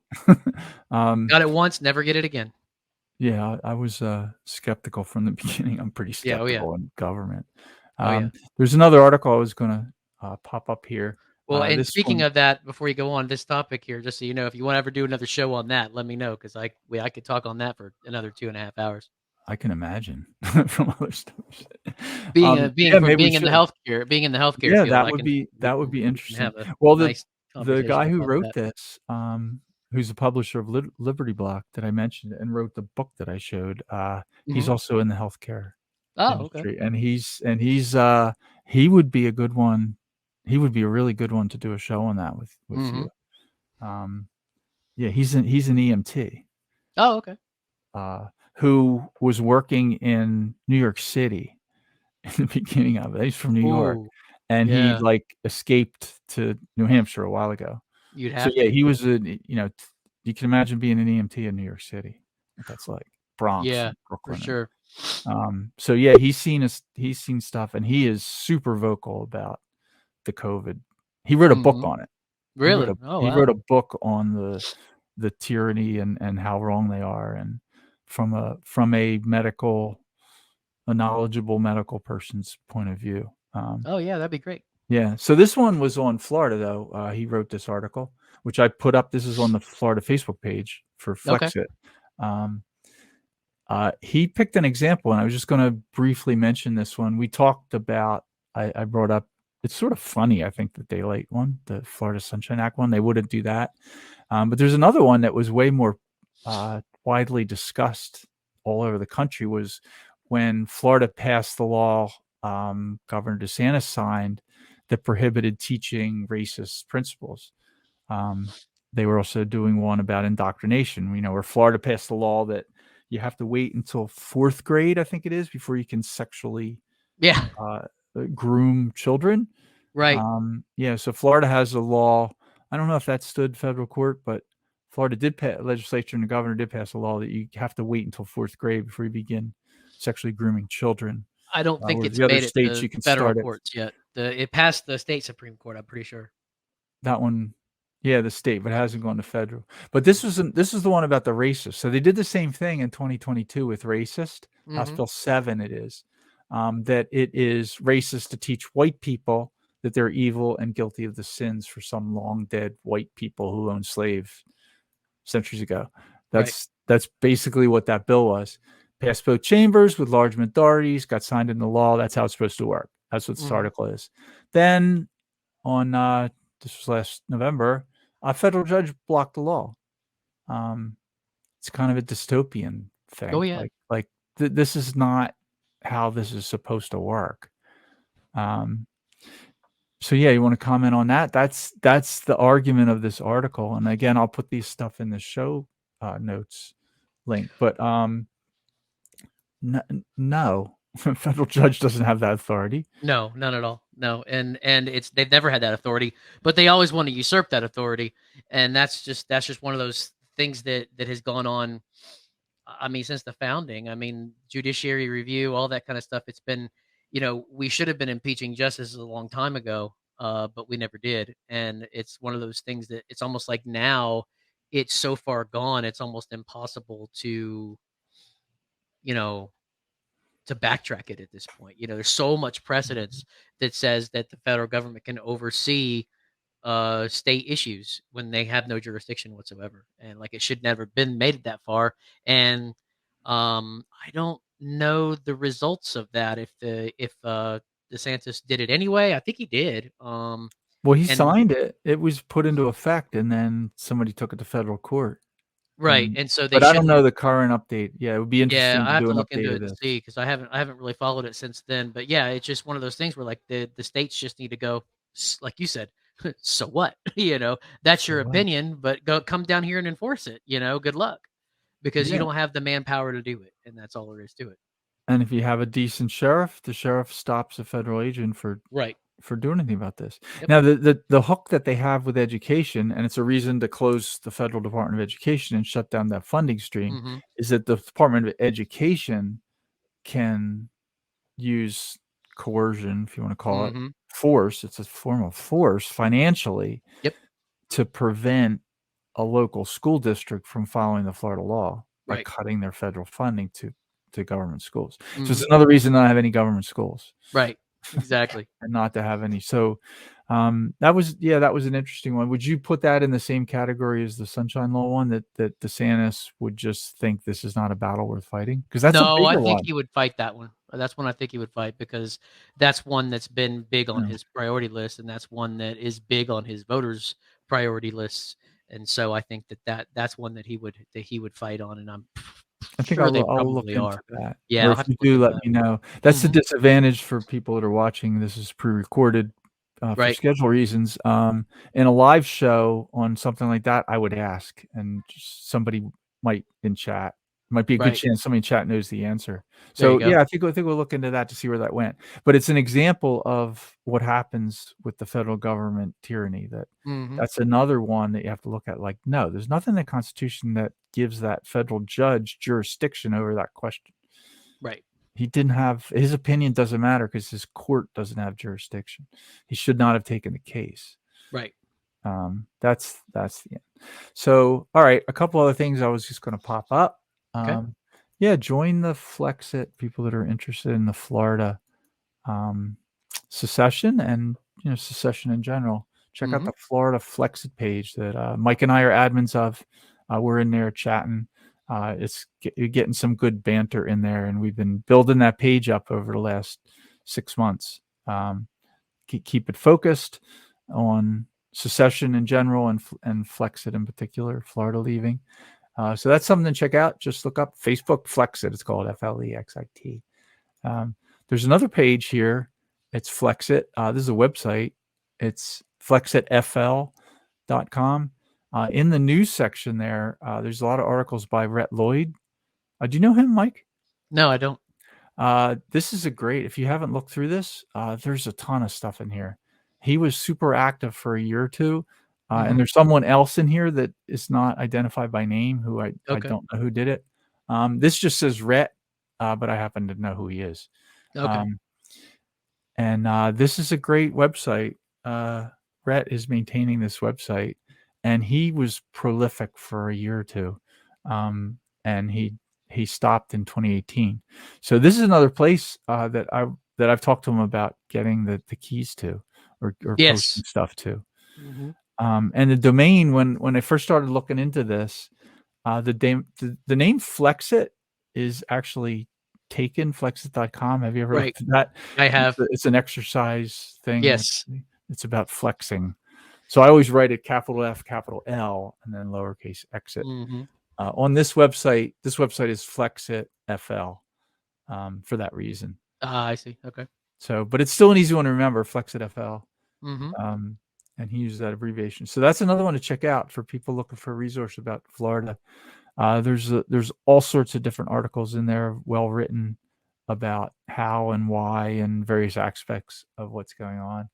And the other one I put up here, Mike, as I said in the beginning, is the chair of the Polk County, Florida Libertarian Party. That's right. I read through this morning. I hadn't looked at it before, but it's really good. And I read one at the beginning. And I'm going to read it again as kind of a closed thing. So it's a platform of the party. Self-determination. Whenever any form of government becomes destructive of individual liberty, it is the right of the people to alter or abolish it and to agree to such new governance as to themselves seem most likely to protect their liberty. That's a fundamental one. Right? Very good. I like it. All right. So thanks for joining Rebel Civics. That was great. Absolutely. It's a great conversation. Thanks so much. We'll have to do this again. I think we'll Absolutely. see where this is going. So, all right. And one more thing, one more shameless plug for unsafespace.com. So if you'd like the content here, check out unsafespace.com. You can become a contributor. There's merch there. You can get shirts. We got a cool shirt that's got a sheep and a porcupine with a heart down the middle. It says irreconcilable differences. That's a good one. But anyway, yeah, check out unsafespace.com. All the links that we discussed will show up in the show notes. That takes a week or two to happen. All the bits chug through. But if you go into unsafespace.com, find Rebel Civics, all the shows are there with links. Usually the links there, they might go to Rumble or Odyssey because we're slowly being shadow banned on YouTube. So a lot of the promotion online we're doing with Rumble now. Okay. But anyway, you can get to the videos there directly. So that's always the best place. Even if YouTube kicks us off, they'll all still be there. And I'm not going anywhere, by the way, for anybody who's been watching my show I'm coming up on 1 year of weekly shows, and I'm going to keep going. It's great talking to people like Mike. It's awesome conversation, Mike. That was great. Awesome. Good. So anyway, I'll see you all next week on Rebel Civics. Thanks again.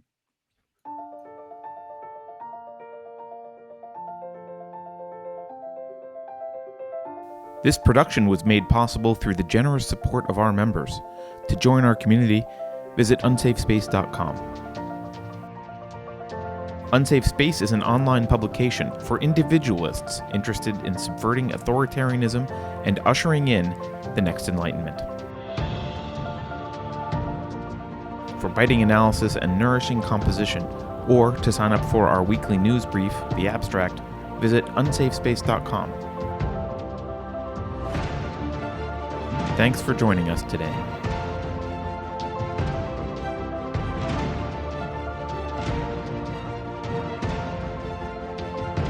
Warning. This is an unsafe space. Dangerous ideas have been detected. The content of this production has not been authorized for distribution on Apple devices. The following co-conspirators are hereby uninvited to Klaus Schwab's Winter Solstice Party. Please be advised that CBS News has paused activity on Unsafe Space while it continues to assess security. Central bank digital currency is a safe and secure way to protect you from Sam Bankman-Fried. If you think about it, no one should be allowed to express opinions. But don't. Think about it, I mean. That's not your job. Thinking has been scientifically proven to be less efficient than compliance. Science, scientific, and scientifically are registered trademarks of the World Economic Forum. Unauthorized use is prohibited. Computer voice courtesy. Never mind, that last line is misinformation. Please disregard it and return to your safe space immediately. There will be cake.